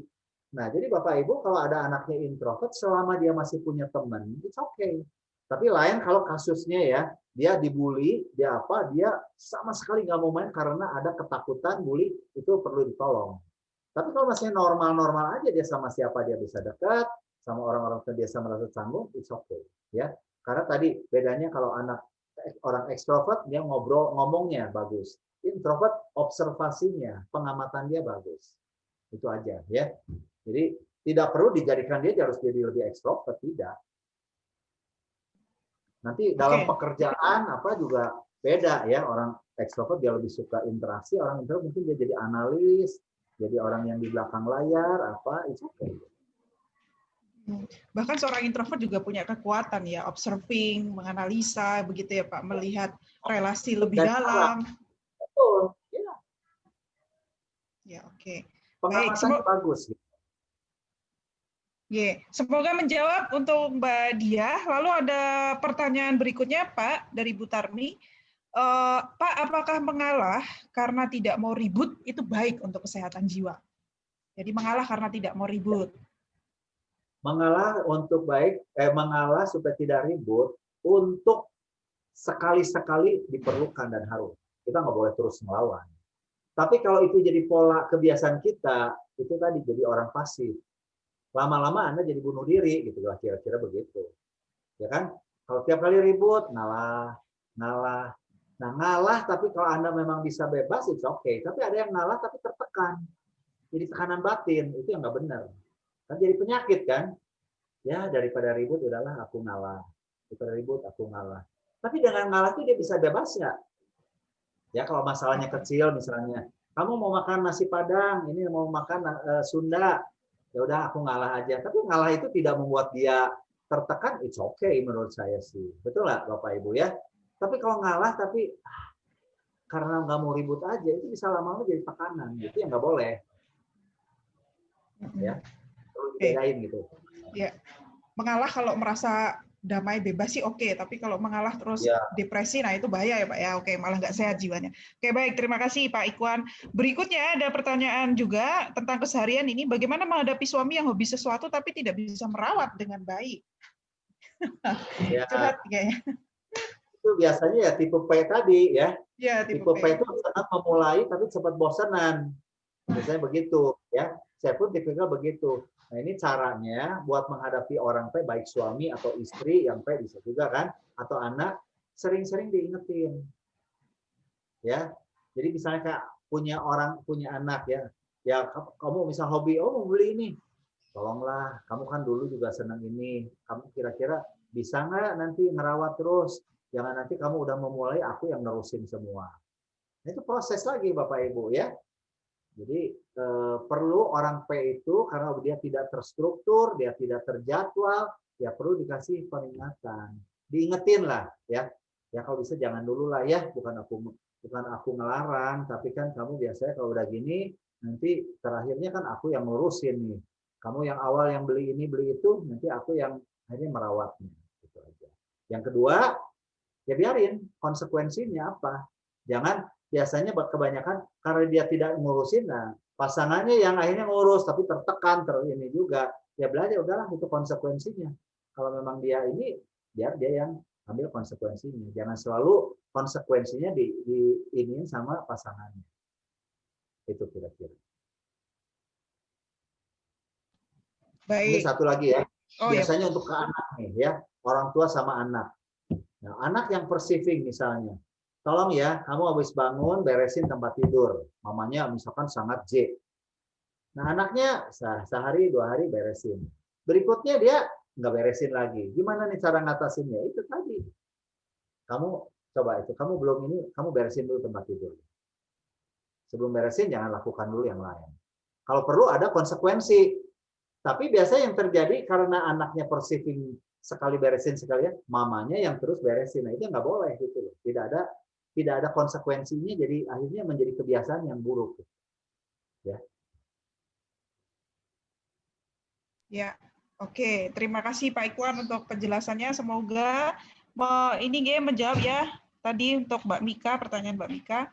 Baik, Bapak Ibu, saya mau matur sebentar. Nanti kalau ada pertanyaan yang saya skip bukan karena apa-apa, tapi lebih pada ini pertanyaan sudah dijelaskan oleh Pak Ikwan di sebelumnya dan agak mirip-mirip karena kita juga waktunya terbatas ya. Oke, baik. Saya ingin mengajukan lagi pertanyaan berikutnya nih Pak, tentang tadi sebenarnya Pak Ikwan sudah menjelaskan, tapi agaknya ini lebih detail pertanyaannya Pak. Apakah personality atau kepribadian seseorang itu bisa dibentuk dari latar belakang atau teknik tertentu?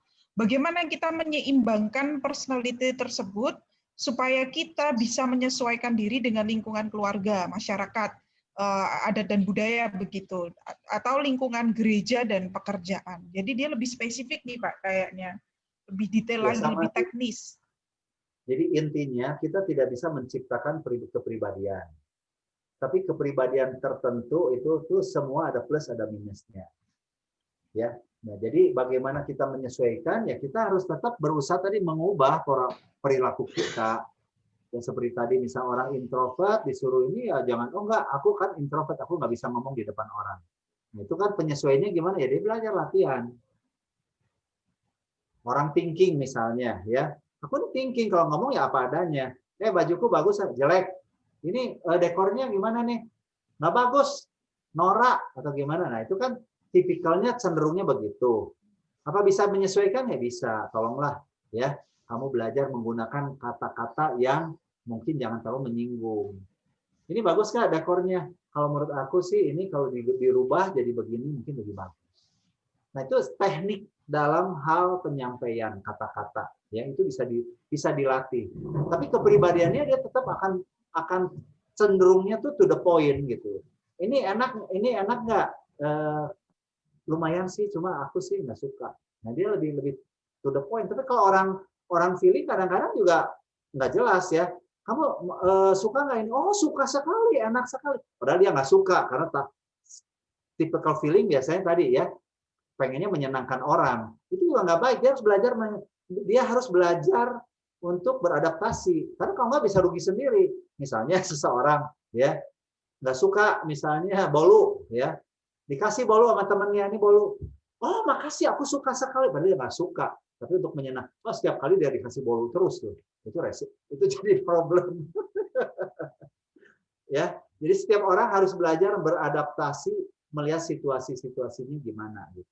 Orang A menjadi B, B menjadi A, perilakunya itu aja yang dirubah, yang diadaptasi, bukan personality-nya. Oke, terima kasih Pak Ikhwan, sangat mencerahkan ya, kami yang di sini juga tertawa-tawa menyadari itu ada dalam diri kami ya. Baik. Pak Pendeta itu paling ahli Pak, wah enak gitu Pak. Entah makanannya kayak apa ya, enak-enak aja. Oh, suara saya putus-putus. Enggak jelas buat saya. Oh, jelas. Oke, semoga yang lain jelas. Oke, baik Pak, ini ada pertanyaan berikutnya. Ini saya mau gabungkan aja nih Pak, 2 pertanyaan. Ini terkait dengan pola didik di tengah keluarga. Katakanlah kalau orang tua itu terus menanamkan pola didik tempo dulu, itu nggak bisa langsung diterima oleh anak-anak zaman now, kadang malah jadi konflik. Nah, itu antara orang tua dan anak. Tapi bisa juga terjadi antara si suami dengan istrinya sendiri, si istri dengan suaminya dalam hal mendidik anak. Jadi mereka sendiri malah beda pola didiknya. Nah, itu bagaimana, Pak? Ini dari Bu Goro dan Mbak Dian. Ya, itu yang sering terjadi karena perbedaan tadi ya, sehingga anak menjadi bingung. Yang kedua, anak bisa memanfaatkan perbedaan itu. Jadi biarpun nggak sepakat ya, tetap harus dibikinkan kesepakatan. Seperti tadi misalnya contoh, ya kita harus mendisiplinkan anak ini. Oke. Dalam hal apa memang ini satu yang harus tidak bisa ditawar, tapi yang dalam hal apa juga ada toleransi. Ini suami istri biar gimana harus, kalau nggak sepakat terus gimana? Tunggu, jangan ambil keputusan sebelum sepakat. Ya, saya percaya sebagai keluarga Kristen, kalau suami punya pendapat A, istri punya pendapat B, ya nggak sepakat, jangan bikin keputusan pada saat nggak sepakat. Berdoa bersama. Saya percaya Tuhan akan kasih kepada kita damai sejahtera untuk kita juga mau rendah hati ya. Ya mungkin kali ini aku juga mesti belajar, oke lah mungkin istriku yang lebih tepat saat ini. Oke mungkin suamiku yang lebih pas. Aku ngalah, aku ngikutin. Seperti yang tadi saya bilang, ini kehidupan rumah tangga tuh kayak ini ya, kayak gas sama rem, harus dua-duanya ada. Jadi jawabannya ringkasnya, kalau nggak sepakat gimana? Bikin sepakat dulu. Kalau belum sepakat, jangan ambil keputusan. Tunggu dan berdoa. Pasti ada kesepakatan. Ya. Oke, baik. Terima kasih Pak Ikhwan. Ini poin yang sangat lugas, tegas, dan jelas Bapak Ibu. Kita butuh pertolongan Tuhan juga ya untuk bisa menyatukan itu tadi apa yang belum sepakat tadi. Oke, terima kasih Pak Ikhwan. Pertanyaan berikutnya. Ini Pak, ini sifatnya lebih teologis gitu Pak. Tadi Pak Ikhwan menyampaikan bahwa memang ada perbedaan di antara setiap manusia begitu. Lalu mindset-nya harus diubah bahwa perbedaan itu nggak melulu jelek lah, bahwa Tuhan punya maksud yang mulia. Tapi kadangkala pikiran itu tuh kan sering oleng juga ya Pak ketika ada konflik. Jadi ini Bu Puji Asmi ini bertanya bagaimana mungkin tipsnya kali ya kalau kita tetap bisa memahami maksud Tuhan yang sudah kita bangun tadi ketika ada konflik sehingga nggak oleng. Gitu Pak. Salah satunya tadi lebih fokus kepada hal positif daripada negatif itu aja. Itu sangat menolong secara praktisnya ya. Jadi kalau kita, kenapa biasa oleng itu karena kita tanpa sadar iblis tuh akan menyeret kita lebih ngeliat tuh ke depan negatifnya. Yang memang kita akui memang benar ya. Tapi coba pada saat itu tuh kita balik lagi apa sih positifnya. Misalnya tadi suaminya tegas gini, kasar ngomongnya to the point. Kita udah oleng, udah dasar ya suamiku tuh memang tidak berperasaan apa. Tapi dia bilang ya, tapi mungkin dalam hidup tuh kan perlu tegas juga. Dia tuh jujur, ngomong tuh apa adanya. Sedangkan aku ini kadang-kadang nggak jujur dengan perasaanku dengan apa. Nah itu akan mengembalikan kita pada saat kita oleng tadi. Ya, oleng tuh balik lagi, oleng tuh fokus terlalu negatif, fokus terlalu positif itu oleng namanya. Jadi bagaimana supaya tidak oleng, dua-duanya kita balikin lagi ya. Namanya juga manusia, nggak ada yang sempurna, ada plusnya, ada minusnya. Ya kita terimalah sebagai satu kesatuan gitu. Ya, poin yang sangat jelas dari Pak Ikhwan. Nah, Pak, ini ada pertanyaan berikut dari Mas Yogi. Mas Yogi mengatakan bahwa Mas Yogi ini sama istrinya, personalitinya sama Pak, ISFJ, sehingga malah jarang terjadi konflik. Tapi kemudian ditanyakan, apakah ada hal yang mungkin harus dikembangkan dalam hal menjalin hubungan? Mungkin karena tidak pernah ada konflik ya, atau bagaimana ini?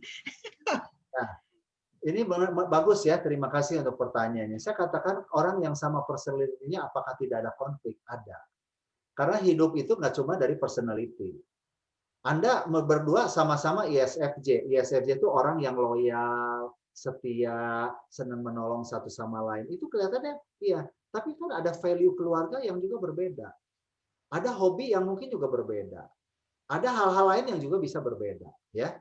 Nah, ada kesamaannya apa? Orang-orang dua-duanya introvert. Mungkin ya, kecenderungan introvert tadi nggak bisa ekspresi kalau ada kemarahan, ada apa. Nah, ini yang perlu dikembangkan apa? Ya belajar introvert yang juga bisa bentuk ini.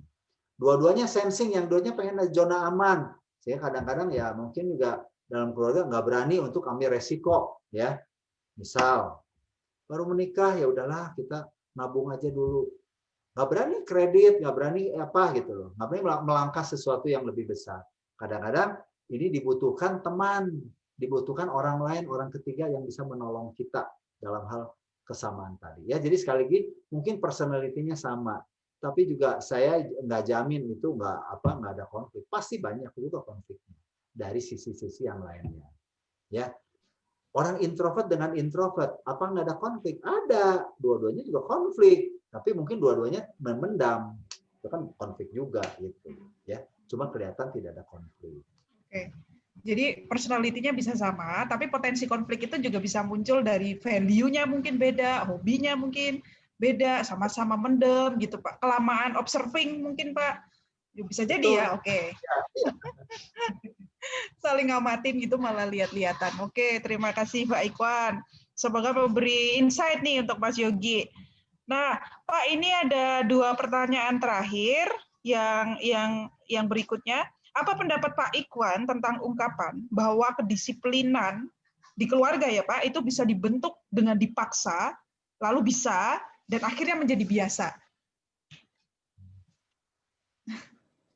Bagus itu ya. Satu ungkapan yang memang itu orang tua kita dulu seperti itu. Ya. Coba balik lagi, yang paling penting adalah pemaksaan itu jangan menimbulkan luka. Karena bekas luka itu yang akan dibawa dan akhirnya menjadi kemarahan dan kepahitan di masa dewasa. Itu yang perlu hati-hati. Ya, karena apalagi zaman sekarang Bapak Ibu ya. Kalau zaman dulu orang tua ya itu kan fokusnya itu adalah internal kita, dunia kita sempit. Sehingga kita diapa-apain sama orang tua kita tuh bisa lebih menerima. Tapi zaman sekarang, zaman now ini, zaman yang dunia itu benar-benar tuh udah jadi satu. Anak sekarang bisa melihat, kalau aku diperlakukan demikian, ya teman-temanku enggak, ini bisa jadi protes, ini bisa jadi masalah. Ya. Jadi kalau pandangan saya, ya disiplin itu tidak harus keras. Disiplin itu adalah tegas. Nah, seringkali orang tua selalu mengaburkan antara ketegasan dan kemarahan. Misalnya gini, ya. Kalau bicara tegas tuh harus melengking, harus nadanya naik. Itu tegas katanya. Harus marah. Enggak. Orang yang lemah lembut tuh bisa tegas. Ma, aku minta uang. Enggak, kamu nggak bisa. Ya, cukup. Tolong dong, Ma, aku minta uang. Enggak, maaf, Mama nggak bisa berikan. Itu tegas menurut saya sih. Ya. Daripada, Ma minta, enggak. Tolong dong, Ma, aku gini-gini. Ya udah, itu nggak tegas. Tapi ada orang tua yang kalau misalkan bikin tegas, Ma, aku minta uang. Enggak. Ma, tolong dong. Enggak, aku bilang enggak. Tahu nggak? Dasar kamu. Nah, itu sebenarnya bukan tegas. Itu tuh agresif. Orang yang tadi yang lemah lembut itu bisa tegas. Ini yang Bapak Ibu perlu pikiran.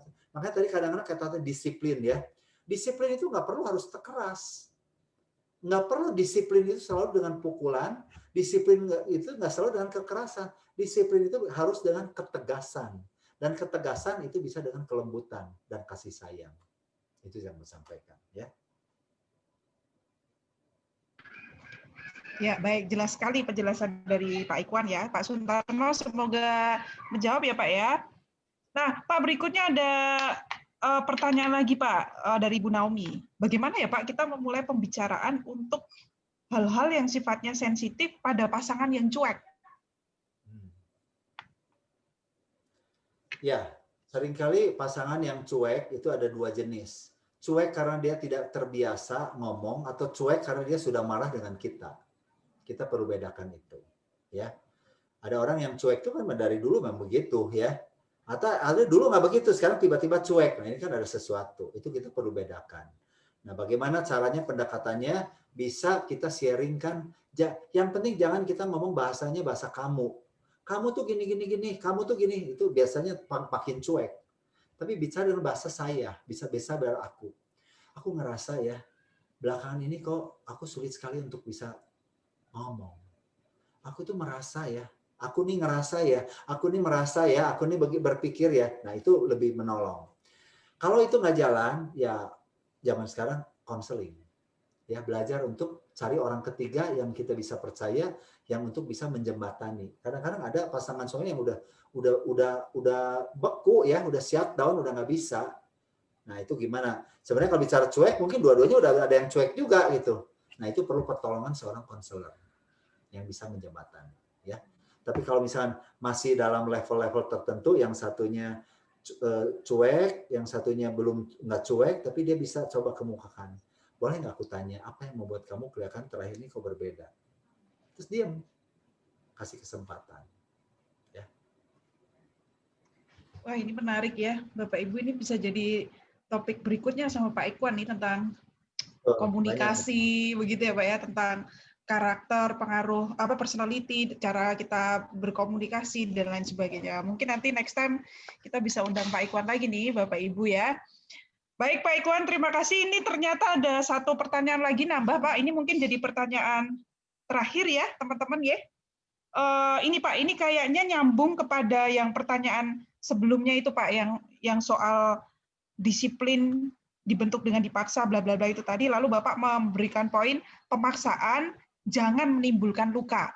Nah, ini pertanyaannya muncul berikutnya. Pertolongan apa tuh yang harus diberikan kepada seorang anak yang pernah mengalami kekecewaan begitu atau luka itu tadi, sehingga akhirnya efeknya dia jadi menutup diri, tidak mau bergaul, pada saat orang tua mengajak diskusi pun hanya diam.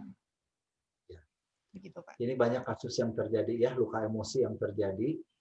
Nah, bagaimana caranya? Ya, ini kan sebenarnya satu sesi lagi, Bu. Tapi secara inti yang paling efektif adalah minta maaf. Itu satu start awal yang bisa diinikan. Misalnya begini, saya pernah ya, dulu sebelum saya ini saya pernah tampar anak saya. Ya, usia kira-kira anak saya waktu itu sekitar 12 tahun. Saya juga dulu belum belajar konseling, dia merasa kurang ajar, saya tampar dia.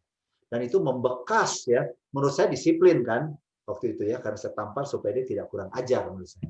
Itu membekas sampai akhirnya umur 18 tahun dia nggak mau dekat sama saya. Dari situ saya belajar minta maaf. Ya, saya bilang sama anak saya, Rey, Papi minta maaf ya. Kalau dulu papi melukai kamu dengan cara nampar kamu. Papi tahu itu bukan cara yang baik. Nah itu perlu proses. Meskipun dia bilang, ya oke. Tapi setelah itu saya belajar coba untuk memberikan prioritas kepada dia, ya sehingga sampai dia akhirnya kuliah ke luar negeri, dia bilang sama saya, "Papi, you are the best that I ever had," katanya. Papi mau rendah hati katanya menyelesaikan konflik kita. Itu start yang paling. Selama kita belum minta maaf ya. Nah, kita kadang-kadang susah nih kalau kita apalagi dibesarkan dulu dari keluarga orang tua yang sangat ya, mana ada dulu kamusnya orang tua minta maaf sama anak. Itu kita harus belajar sekarang. It's okay. Dengan kita merendahkan hati minta maaf itu bukan merendahkan diri, tapi mengangkat martabat kita sebagai orang tua yang bijaksana. Itu aja. Ya. Nanti tips yang lainnya mungkin saya nggak bisa jelaskan karena panjang. Tapi paling tidak start dengan permohonan kalau kita udah sadar, aku dulu salah. Just forgiveness. Oh, itu luar biasa ya. Jadi minta maaf sebagai orang tua itu bukan merendahkan diri, tapi justru mengangkat martabat kita sebagai orang tua yang bijaksana ya Pak. Wah, adem sekali ini Bapak Ibu ya. Nah, Pak Ikhwan itu tadi semua pertanyaan, totalnya ada 21 pertanyaan Pak. Banyak juga yang sudah disampaikan kepada Pak Ikhwan. Semoga Bapak Ibu yang hari ini hadir, ini ya diberkati oleh sharing dari Pak Ikhwan. Nanti sebelum saya menutup acara ini, Bapak Ibu, ini kita mau memilih 3 nama sebagai penanya terbaik, begitu. Oke, Mbak Ari sedang share screen wheels of names. Oke, terus Mbak belum? Stop. Oke, belum ternyata. Oke. Stop. Oke, Mas Ardan ya. Oke. Satu lagi ya. Stop. Bu Tati. Satu lagi. Oke, Bu Tati. Oh, ternyata satu lagi Bapak Ibu, yuk. Ya, Mbak.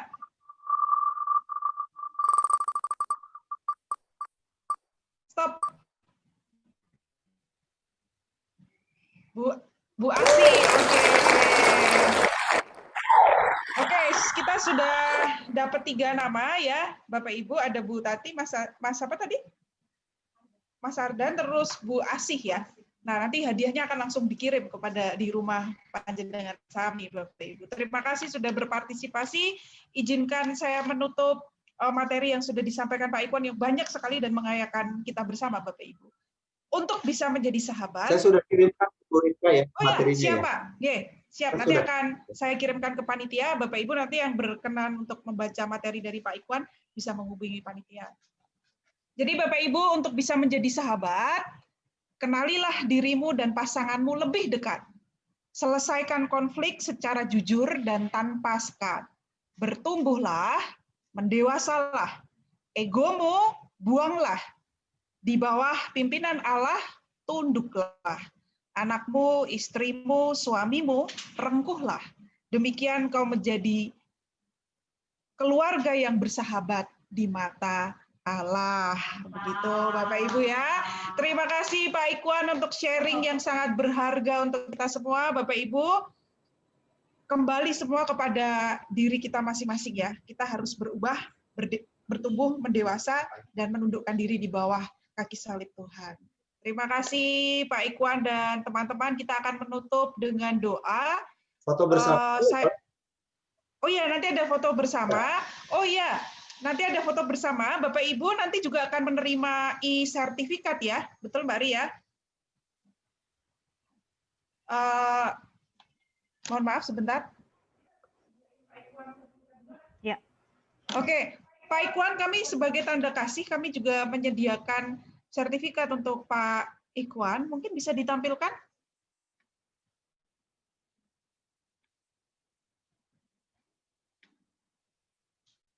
Bisa ya?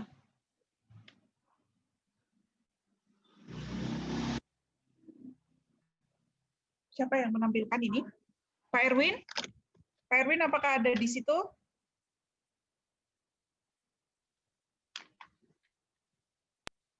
Nah, ini ya Pak, ini kami berterima kasih untuk pelayanan Pak Ikwan yang sudah menjadi pemateri untuk webinar Bulan Keluarga GKJ Bekasi Timur. Nah, oke. Nanti teman-teman juga akan mendapatkan e-sertifikat setiap dari kita yang hadir hari ini. Nanti kita akan kirimkan juga kepada panjenengan Sami. Nah, kita nanti sebelum foto kita mau berdoa dulu ya, Bapak Ibu. Saya menyuruh tolong kepada, tadi saya lihat ada Pak Majelis di sini, Pak Budi ada ya, Pak Budi Jatmikong ya. Ya Pak Budi, boleh, Pak bolehkah minta tolong Pak untuk ditutup dalam doa? Oke, Nuhun Mbak Rika, juga Pak Iwan yang sudah memaparkan materinya yang menceritakan kita semua. Bapak Ibu, kita akan tutup pertemuan pada siang hari ini dengan bersama-sama berdoa. Monggo saya hantarkan. Segala puji syukur kami naikkan ke hadirat-Mu ya Tuhan. Di siang hari ini, Engkau boleh memampukan kami kembali bersama-sama untuk berjumpa satu dengan yang lain melalui media online ini. Terima kasih Tuhan sudah memampukan kami, menguatkan kami, sehingga hari ini kami boleh belajar banyak sekali hal tentang bagaimana kami harus merawat keluarga kami. Kami berdoa untuk setiap orang yang boleh terlibat di kegiatan hari ini, terkhusus untuk Pak Ikhwan yang sudah berkenan Engkau pakai menyampaikan banyak hal yang mencerahkan bagi kehidupan kami. Kiranya Tuhan senantiasa melindungi beliau, Tuhan senantiasa menyertai dan memberkati setiap karya, pekerjaan, dan pelayanannya, dan juga terutama keluarganya. Tuhan, kami juga berdoa untuk setiap kami yang hadir di dalam media pertemuan online ini, kiranya Engkau memampukan kami untuk bisa membangun dan merawat keluarga kami seturut dengan kehendak-Mu. Tuhan, kami juga berdoa untuk sebagian dari keluarga besar GKJ Bekasi Timur yang saat ini mungkin tidak bisa bersama-sama dengan kami di tempat ini. Sejauh kami melakukan diskusi ini, kiranya juga Tuhan memberkati mereka di dalam setiap aktivitasnya. Tuhan, kalau sebentar kami akan mengakhiri pertemuan kami hari ini, dan kami akan melanjutkan aktivitas kami di sisa hari ini, kiranya Engkau juga ada bersama-sama kami di sepanjang hidup kami, menjagai dan melindungi kami bersama keluarga kami. Di dalam nama Tuhan Yesus, kami berdoa dan memohon. Amin. Terima kasih Pak Budi. Nah, Bapak Ibu, Pak Ikwan, kita akan melakukan foto bersama. Silahkan semuanya membuka kameranya, Bapak Ibu. Nanti saya minta tolong pada host untuk boleh mengambil gambar. Mohon kameranya dibuka, silahkan.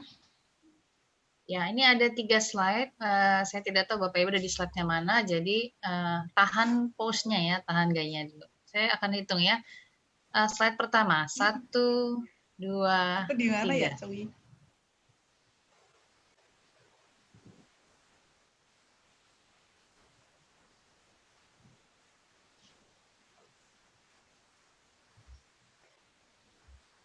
Sesuai ya. Nah, ini baru slide pertama. Slide kedua, sebentar, slide kedua. Ya, tahan dulu, slide kedua, 1, 2, 3.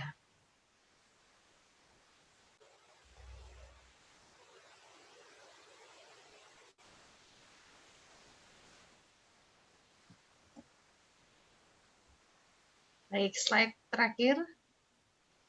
Slide ketiga, silahkan dibuka.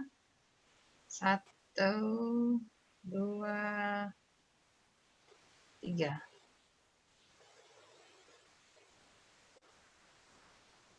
The time is Baik, sudah semua. Mbak Ripka. Terima kasih Mbak Maya ya. Sampai pegel nih Mbak ketawa. Terima kasih Mbak Maya. Ya baik Bapak Ibu, sudah selesai webinar kita hari ini. Terima kasih Pak Ikwan, terima kasih Bapak Ibu sudah berkenan hadir. Tadi Mas Go ngingetin. Ya. Maaf. Oh, bocor suaranya. Oke, monggo silakan Bapak Ibu jika ingin undur, jika ingin live dari grup ini, dipersilahkan. Tuhan memberkati panjenengan sami. Selamat menjadi sahabat. Oke, terima kasih. Terima kasih Pak Iwan. Sama, terima kasih Pak Iwan. Terima kasih Pak Iwan, Mbak Ripka. Terima kasih, sama-sama. Johan. Sama. Terima kasih Pak Iwan, Mbak Ripka. Mbak Ripka. Sama-sama Bapak Ibu.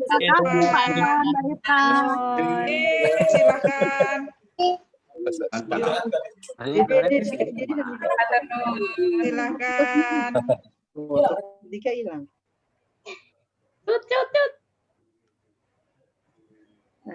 Monggo silakan diunjuk. Monggo setirnya.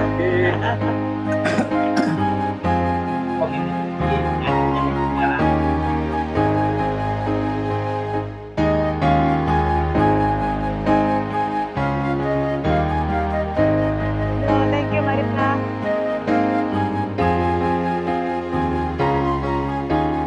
Terima kasih Mbak Ripka. Sama-sama. Ada evaluasi nggak ini?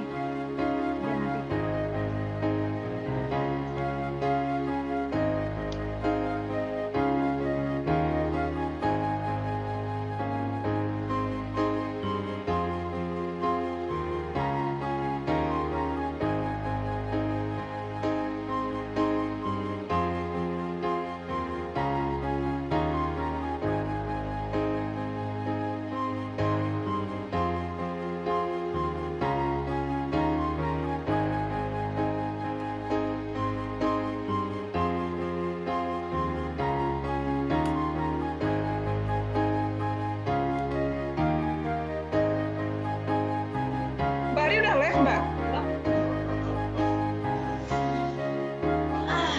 Mas Aul nonton berapa, Mas?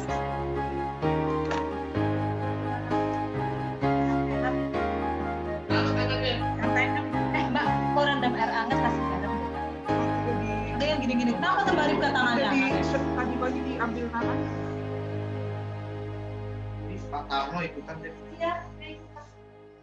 Kemarin anaknya. Itu dia gereja di mana sekarang? Kasih.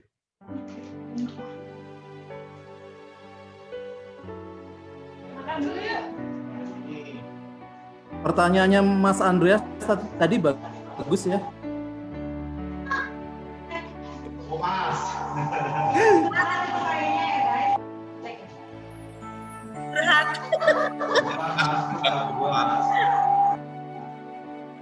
Curcol ya. Teman-teman, aku live aku pakai ini Mbak Ari ya. Aku satu ruangan sama Mbak Ari kok. Bye.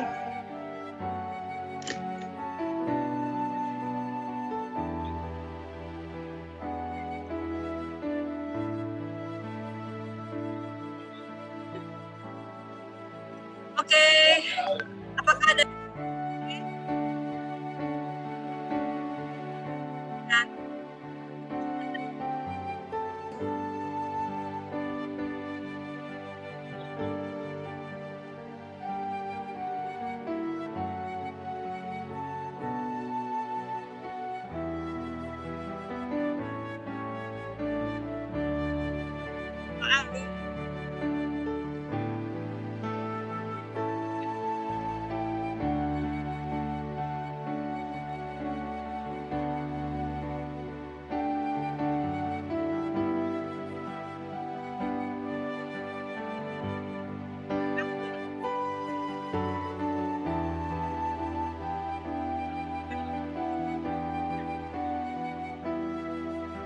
Tadi lupa promosi webinar berikutnya ya. Oh iya, Pak.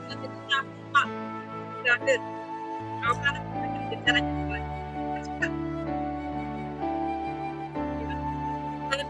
nanya Mbak.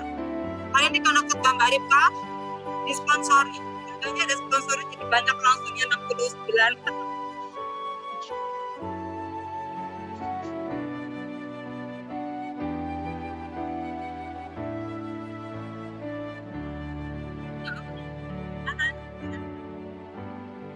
Pak Edwin.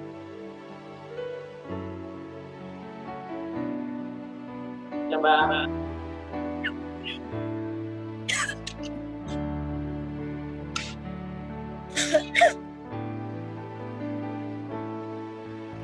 Kita berdoa dulu yuk.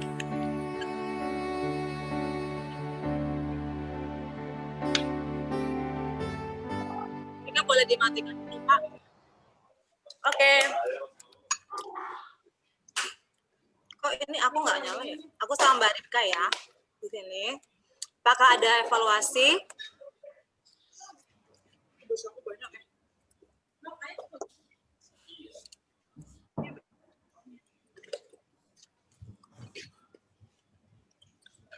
Hari ini berjalan baik ya teman-teman. Terima kasih banyak. Semakin ahli kayaknya host dan co-hostnya.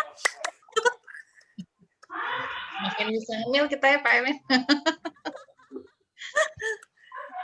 Canggih.